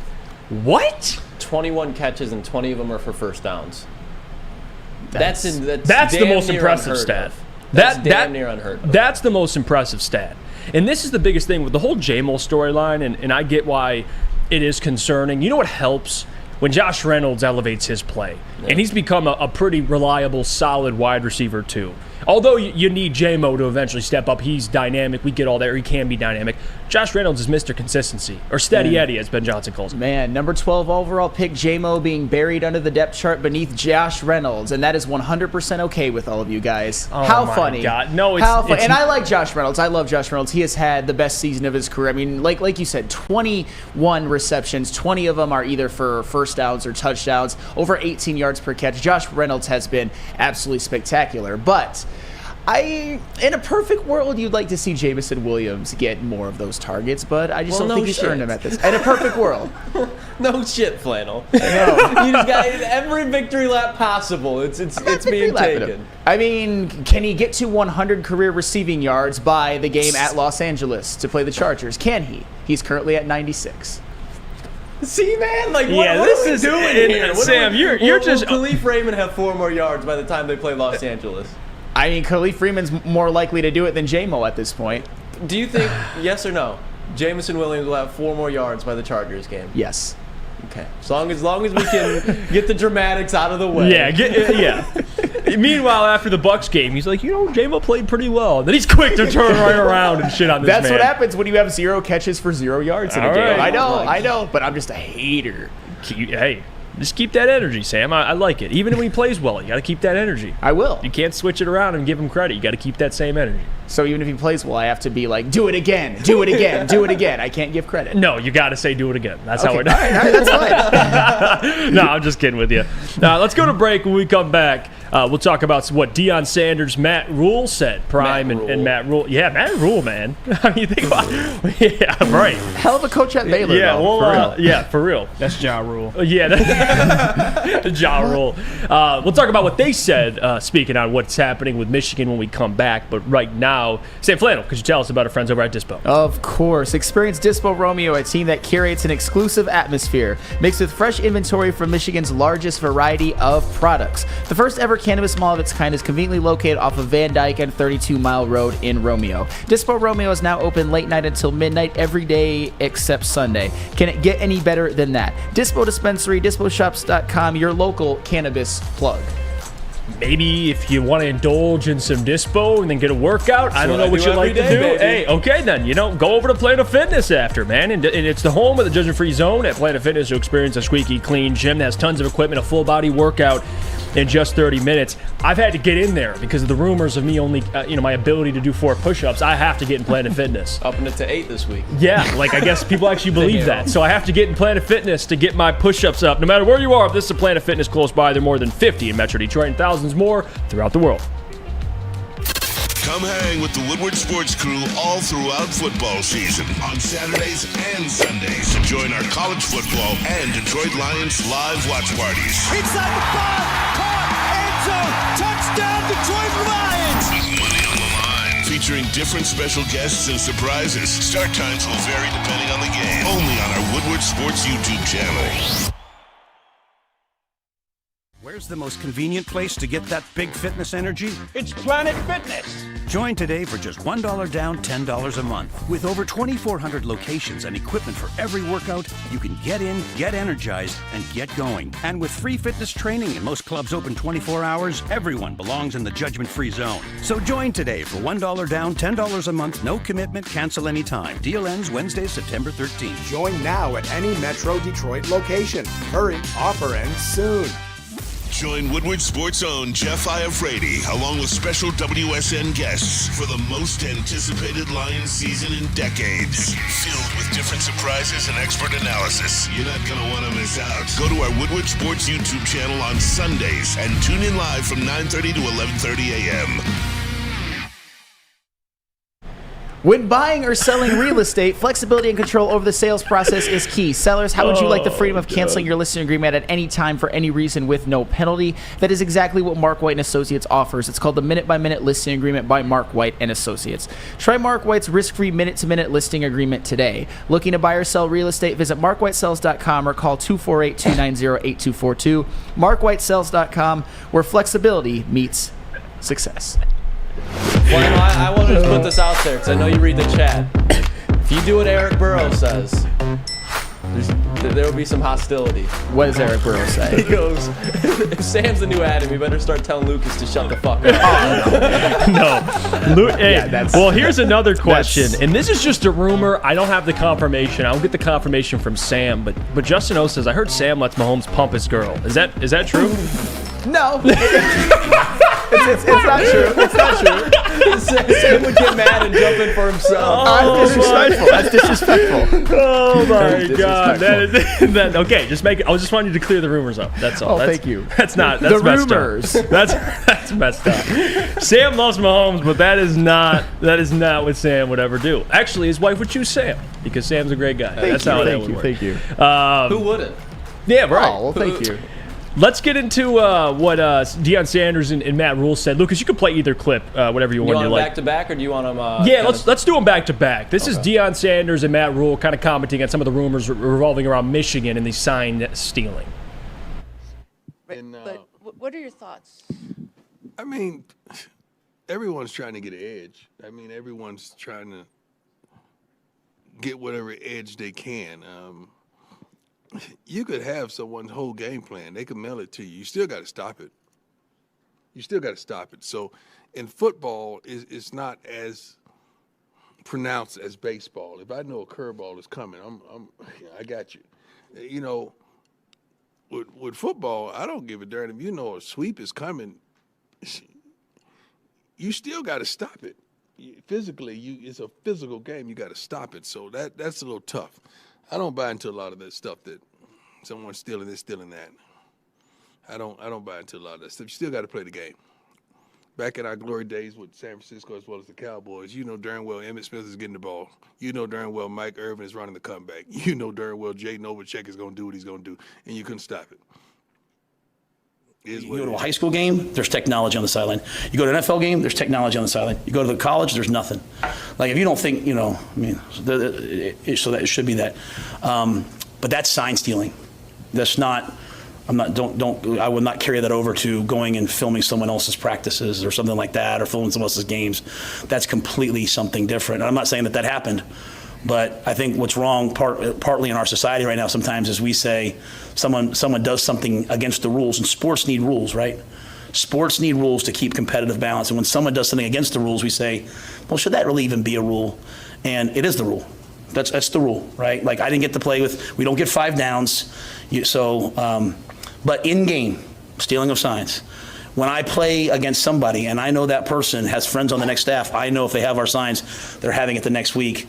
That's all part of the game, and you have to do what you do. We should absolutely have technology, but if there's a rule, the rule should be followed. And I'm not speaking about what's happening right now because I don't know what happened. But if that is happening somewhere, it's completely wrong. And there you have it, Matt Rule, Deion Sanders commenting on some of the stuff going on in Michigan. I don't know. I don't want to get into the specifics. The stuff going on, the accusation of the sign stealing, which it turns out there's some evidence there. But at this point in time, Sam Flannel, I guess my thoughts on it, and I love Matt Rule's comments on like how college football is outdated in the realm of not having microphones and helmets, and why that would solve so many problems. But the reality is, if the coaches wanted that to happen, it would happen. Sure. So I don't know. I agree with Matt, but I think there's a reason to that because, of course, the signs is already kind of ridiculous as it is, and people have been stealing signs for a while. But one thing I don't agree with is going to games and recording, and that's where it gets a little choppy. And Deion, his side of it was, well, we knew what Michael Irvin was going to do. We knew what Emmitt Smith was going to do. And I get that because in football, you still got to stop it. Mm-hmm. But at the same time, like video recording somebody is a competitive advantage. Is it a big competitive advantage?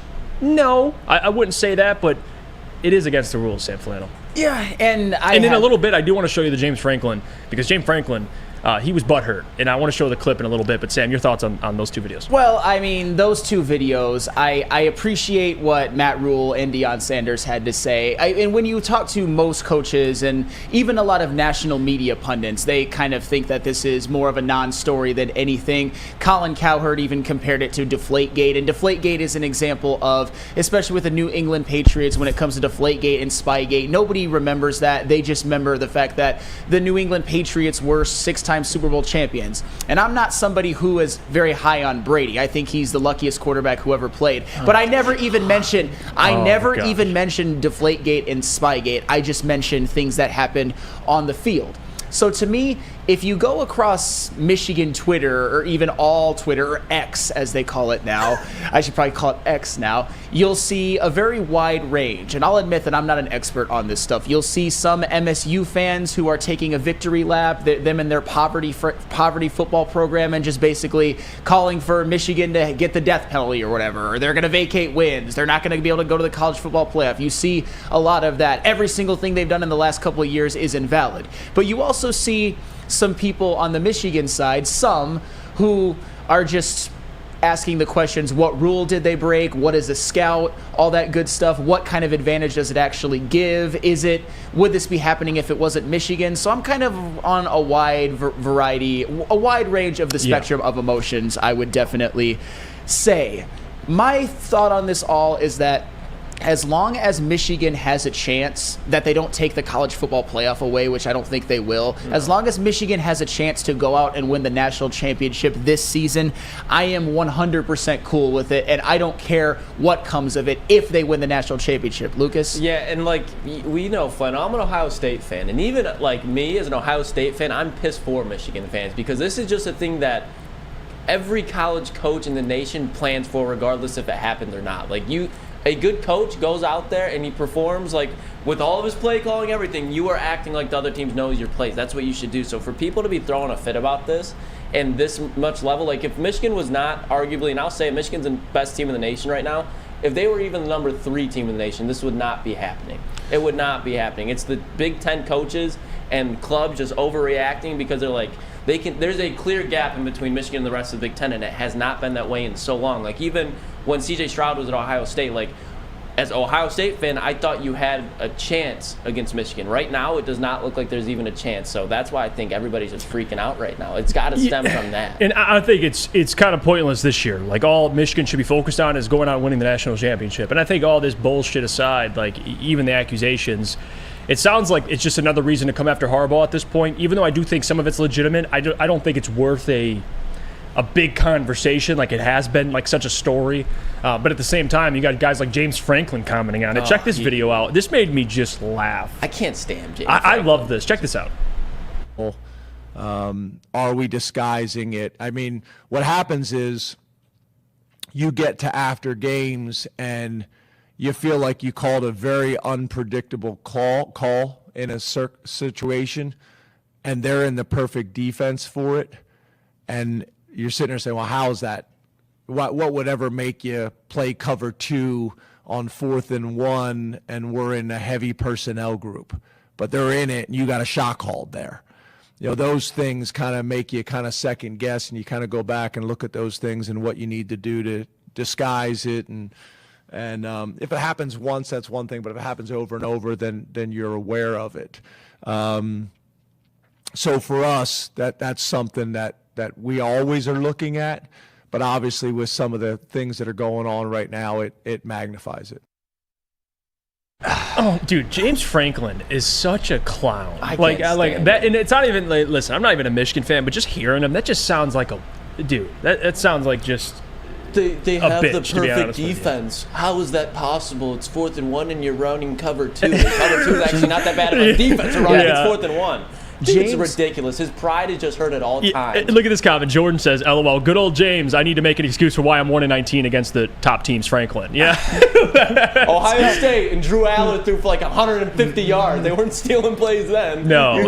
James, you're just not a good coach. And I don't think Marvin Harrison Jr. knew plays when he put up a $180 on you twice. Like, you know what I mean? I don't know if that was the reason, but Sam, what are your thoughts on it? James Franklin is just mad that every single time he goes into the big house, his team gets curb stomped in a way that is just basically embarrassing at this point. Think about this. How do you explain, James Franklin, that in 2016, the team that had Saquon Barkley and I believe went to the Rose Bowl and lost to USC, how do you explain that one of your only blemishes on the season was going to the big house and losing 49-10? How do you explain in 2018, and these are not some of the best Michigan teams, these are the ones that would lose to Ohio State and make a regular old bowl game. How do you explain in 2018 you go into the big house and you lose 42-7, and then of course you do it again in 2022. You go to the big house and lose 41-17. Even if Michigan knew every single play, does that account for, because they wouldn't have in 2016 and 2018 anyway, does that account for that big of an ass whooping?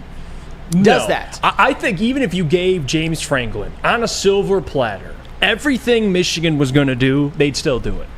Like, I think you can give James Franklin all the cheat codes. Yeah. You can give him all the you could say, listen, when Michigan goes into this type of set, you know they're going to run this play. He'd still get blown out. Sure. So, like, his comments are irrelevant. It just sounds like, especially him being another Big Ten coach, sounds a little bitter. Sure.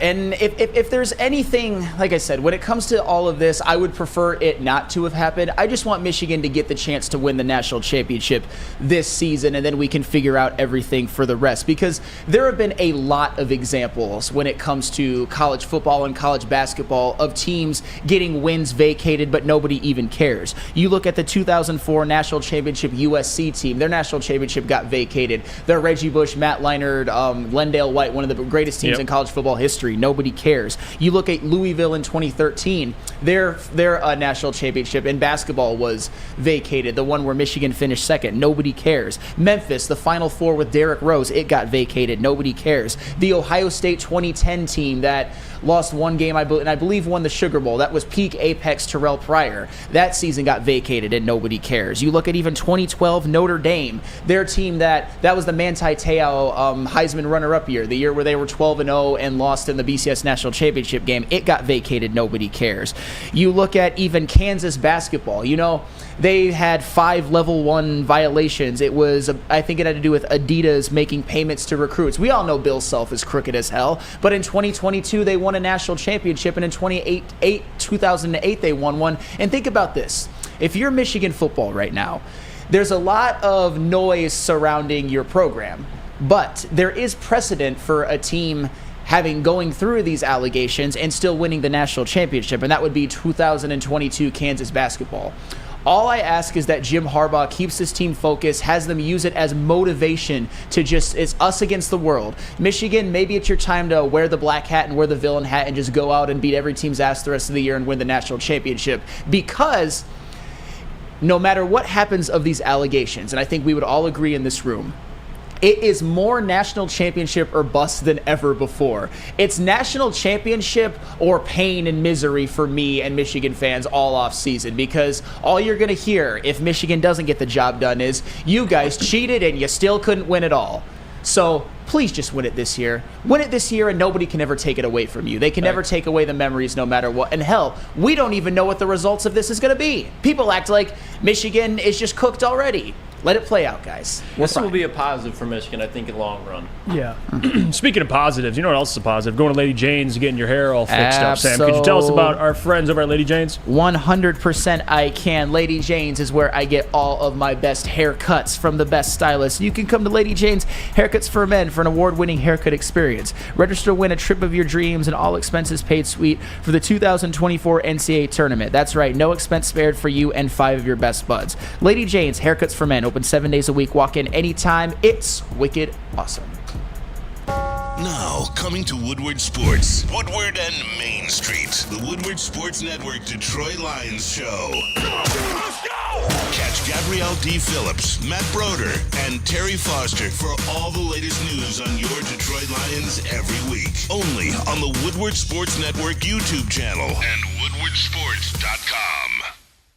By now you know me, Christina Gennari, as the obvious choice in real estate. And you know my website, soldchristina.com, as your #1 resource for buying or selling your home. Myself, along with my amazing staff, pride ourselves on making your home buying and selling experience a relaxing and easy one. Come see why we are the obvious choice. Christina Gennari at soldchristina.com, the obvious choice in real estate. Join Woodward Sports' own Jeff Iafrate, along with special WSN guests, for the most anticipated Lions season in decades. Filled with different surprises and expert analysis. You're not going to want to miss out. Go to our Woodward Sports YouTube channel on Sundays and tune in live from 9:30 to 11:30 a.m. Let me tell you about our friends over at 5 Iron Golf. You play, practice, party at 5 Iron Golf, downtown's newest sports bar. You talked about their 13 TrackMan simulators. They got certified instructors, and most importantly, a full bar and restaurant. Whether you're a serious golfer or you're like me or Sam, and we just stink, but we try, it's still the spot for you. That is 5irongolf.com to tee up good times. You mentioned promo code Woodward at checkout for 50% off your first visit. You know what time it is, everybody. Check the watches. What's running with Lucas? Let's get to it, Lucas. What do you got for us? We're going to make it quick because we haven't been able to do a mailbag in a couple days, but Flannel. Yes. This one is for you. Oh. People have been calling for it, and I'll read it. The Detroit Lions brought back a familiar face for a visit at the team's Allen Park practice facility. Tom Kennedy, who has become a very popular member of the roster among supporters, was placed on the injury reserve and waived with an injury settlement prior to the season. During training camp, the gritty wideout was injured when the rookie linebacker Jack Campbell landed on him after securing a tough reception. So, fellas, is it I'm prime time?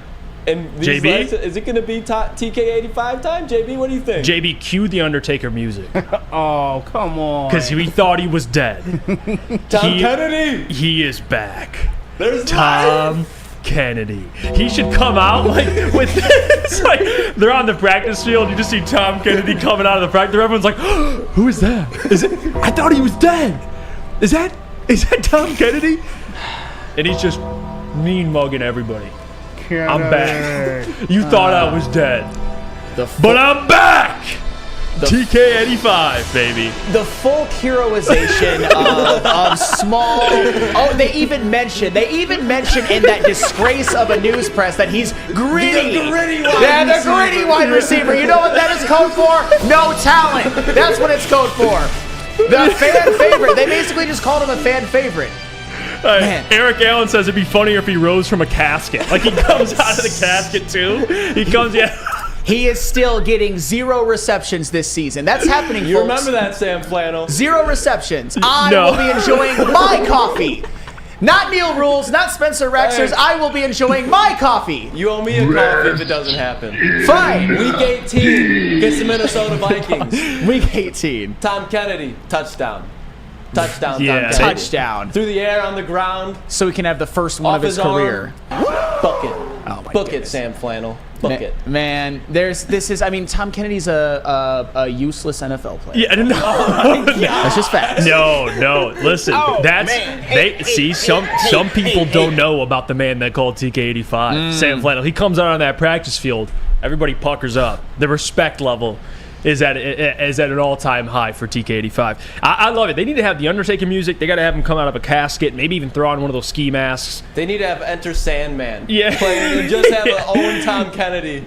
The gunner! The former lacrosse player! He's coming out. Tom Kennedy! He's coming out high-fiving people like on the sidelines, dude. I want the whole intro for TK85. This is how effed up some fans are.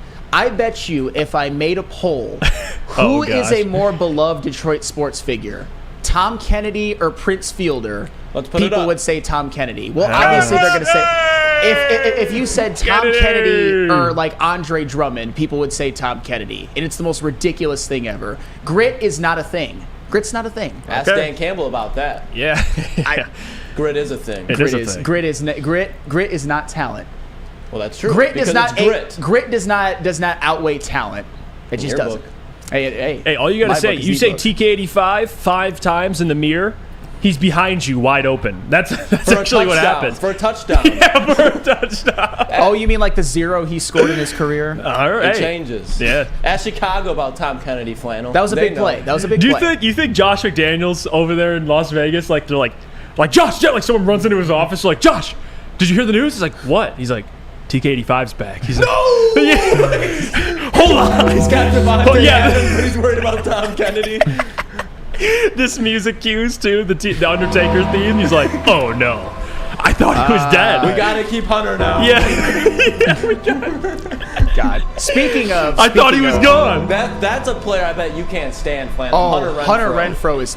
I hate Hunter Renfrow. Yeah. F Hunter Renfrow. Of course you do. What Hunter Renfrow. I think Hunter Renfrow is one of the most underrated route runners. I do. Oh, okay. But what has that led to? He had a 1,000-yard season. That's all well and good. And people were wanting to call him Julian Edelman or Wes Welker. I'm just saying. He's no Jake Bobo. He's good. He's no Jake Bobo. Who's been more impactful for the Seahawks this season, Jake Bobo or Jackson Smith and Jigba? Yeah, that's an actual question. Jake Bobo, he's had like 2 or 3 weeks back to back to back. Yeah, he's been balling. Yeah, Jake Bobo, man, he's don't sleep on him. I'm telling you, TK85. Hopefully, we see a little bit of TK85 this Monday. Huh? Justin O. Sam hates any hardworking daughter dating whiteouts. Yes, that's lunch pail kind of guy. Lunch pail kind of guy. That's what he is. He loves Alvin Harper, though. I do love. I mean, Alvin Harper. People think that Alvin Harper was bad. If Jameson Williams becomes Alvin Harper, he has a role on this team, just as a home run hitter and home run hitter only. Why? That's how they're using him. Sam's been really, and at first I thought it was just like a joke, but he's really pushing the Alvin Harper thing. Because Alvin Harper is I'm waiting trash. for John Ross. I'm just waiting for the John Ross comparison. See, and I didn't go there yet. That's why I went Alvin Harper. If you look at Alvin Harper in one season had 33 receptions for 821 yards. That's a good. Oh, look at this one. Brandon Hasso says Debo. Great call out, Jeff. Debo equals Renfro. Only 1,000-yard season. Oh, Is there a lie there? I don't see a lie. Now it metastasizes into Debo hate. I'm just saying. Is it a lie? They both have 1,000 yards. I mean, one has 1,400 that also coincided with over 390 rushing yards. All I'm over saying, 1,800 Sam, all-purpose yards. They each have one. 1,000-plus So yard they're season. equal. They're absolutely 100% equal. I'm just reading the stats. You said it, not us. I'm just reading the stats to you. And they're also both equal to Sidney Rice, I'm sure. Guys like that. Not Sidney Rice. They are worse than Kenny Galladay. Well, actually, Hunter Renfrow is discernibly worse than Kenny Galladay. That's actually facts. He did not come for Sidney Rice. Where the hell did that come from? Yeah. 1 year wonder, Sidney Rice. You can get mad at Jason Avant now too. Or no, he's a Michigan man. He's a Can't do that. great Can't do Michigan that. man. Jeremy Maclin. Jeremy Maclin was actually pretty good. He should stay healthy. I like Jeremy Maclin. Of course you do. All right. What else you got for us, Lucas? Is that it? That's it. Let's get into some mailbag. I know Jesse Adams specifically has been calling for it. All right, Jesse Adams, your wish is granted. We're going to go to mailbag. Good stuff, man. TK85. Now I got juiced up for that. Brings the life back. Yeah, no, I'm fired up. I'm fired up for TK85. We got Les Stanford, though. I think we missed that one. All right, let's get into Les Stanford, and then we'll get into mailbag. Let me tell you about him. What happens when you run a great business for over 50 years? You expand and offer more products to more people. That's exactly what Les Stanford has been doing by adding Les Stanford Buick GMC on Woodward Avenue, just south of 9 Mile. Check out Les Stanford at Dearborn today. Find the brand you want at lesstanford.com. Check them out.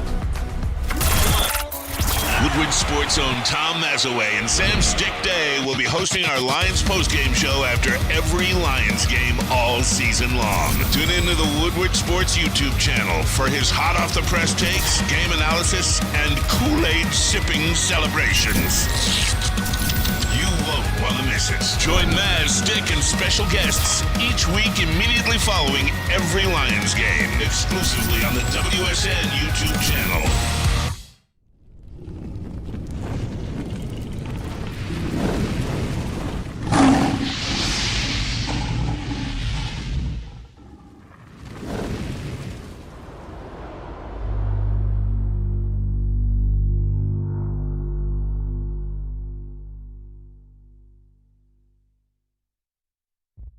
Brace yourselves, Detroit. As the sun begins to set, two of Woodward Sports' brightest young stars will be taking the mic for a brand new show. Woodward Nights with Boner and Broder. The dog days in Detroit are over, and the boys are unleashed. Join in on the banter and hop on the bandwagon of the #1 night show on the internet. Tune into the Woodward Sports YouTube channel every weeknight from 8 to 10 p.m. Woodward Nights with Boner and Broder.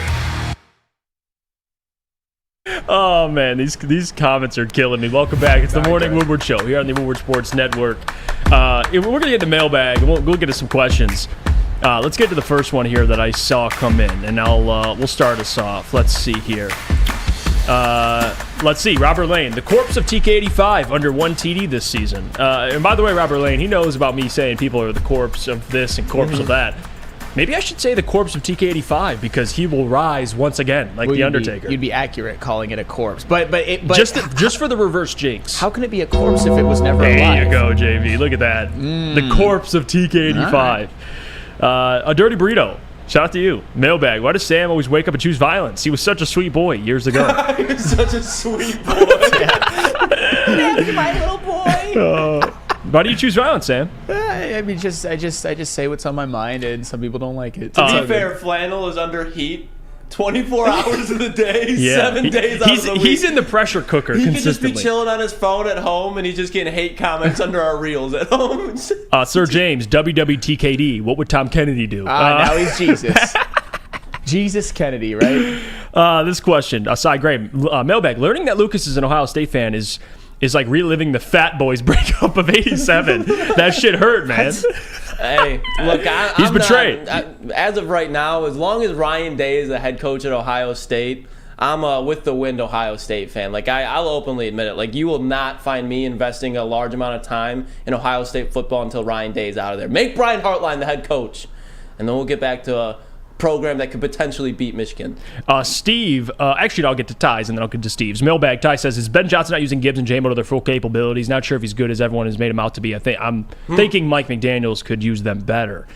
I wouldn't go that far because we've seen guys produce in this offense that we haven't even heard of. Like, that's what impressed me about Ben. I would think maybe in which they use J-Mo, we could question, like getting him in the run game. I get that, but I'm not going to say everything's on Ben and no accountability for J-Mo. I wouldn't go that far. I'm not going to say no accountability, but even with Gibbs, they used him the right way this past week. I'm not questioning Ben as offensive coordinator. That's not what I'm doing because to your point, like Josh Reynolds, balling out. He has more yards and touchdowns than Calvin Ridley this season.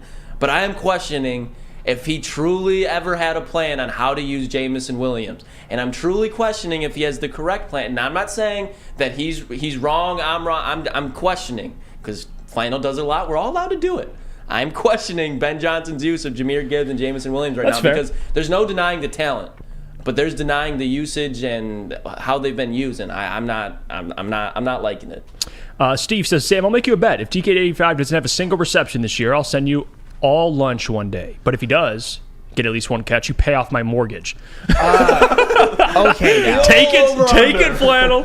All right, I'm not that confident. All right. It's like a minus 8,000 bet. Lions Troll Millsack, does it worry you guys that the Lions are attempting to fill in Marv's spot with TK85 and not a better wide receiver? In my opinion, it shows they aren't all in. I mean, I would get that concern. I wouldn't say it's all said and done yet. They might bring in somebody, and then TK might slide back to the practice squad. But yeah, I guess there is some concern. I don't think it's ideal that if there are injuries, you have, TK85 out there. And all jokes aside. Oh, but he's TK85. Yeah, but I'm saying he shouldn't be, let's say Reynolds goes down, that bumps, it's J-Mo, and then you got TK85 and Khalif. No. I think they like Dylan Drummond more, and they like Antoine Green more. Yeah. I think a whole part of why Marv is it's so, not convenient, but why it's okay for him to step away from the team, not really miss a step, is because they like Antoine Green a lot. Let's see. I saw this question by John Lord. He says, Mailbag, I heard Broder can beat Hollywood in basketball. Your thoughts, Hollywood? He can beat me in baseball. I'll do that. Oh. He can beat me in cornhole, whatever the hell it is. He can beat me in a lot of things. No one in basketball, Broder. I don't know. He is 6'4", though. Dude, Broder, I think, is like that in basketball. He is not like that. He used to coach. No, he can coach. Oh, yeah, that's cool. That's awesome. You can't tell me you don't. Broder is probably the most fundamental basketball player we've ever seen. He's a lefty, too. He is big, though. People don't know him in real life. Matt Broder's 6'4", dude. He's a big guy. But I'm working him. Hey, shout out Dwight Howard. I'm working him. No. Hey. I'm working him Dwight Howard instead of the pause. We'll just throw Dwight Howard in there. Got him! Let's see. Jesse's asking a question, too. I want to get to his. He says, Jeff, do you think this Mish manifesto by Connor is just him channeling his inner Ted Kaczynski, who's another Michigan alum? That shit's wild. Yeah. Did you see that? No, I did not. So, the Michigan Manifesto was, what's the name off the top of my head? I'm mind blanking. Stallions. Oh, yeah, Connor Stallions. Yeah, Connor Stallions, yep. 500 to 600 page manifesto of how that they can recreate the Michigan way right now, and they can put it into the future. So that man came up with a 500 to 600 page report and just handed it to Harbaugh. I was like, yeah, this is the way. This is the way. Well, I don't know if he handed it to Harbaugh, but that man, he's a psycho. No one loves Michigan football more than Stallions. Not a chance. Is that your alternate identity, Sam Flannel? Is that you?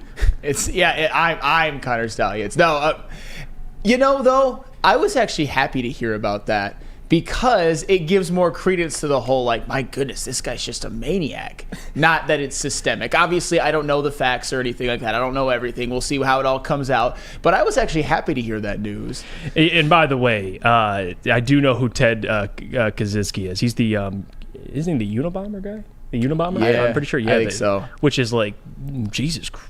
Oh my God! Okay, well I don't know if that was a dramatic. That's quite the comparison. But regardless, Jesse Adams was just taking a shot at Michigan. It's okay. Because the Unabomber went there. I do know. That's fine. Yeah. Go win more than 2 games. I do know who that is, Jesse. I do. All right, one more question, and then we'll get out of here.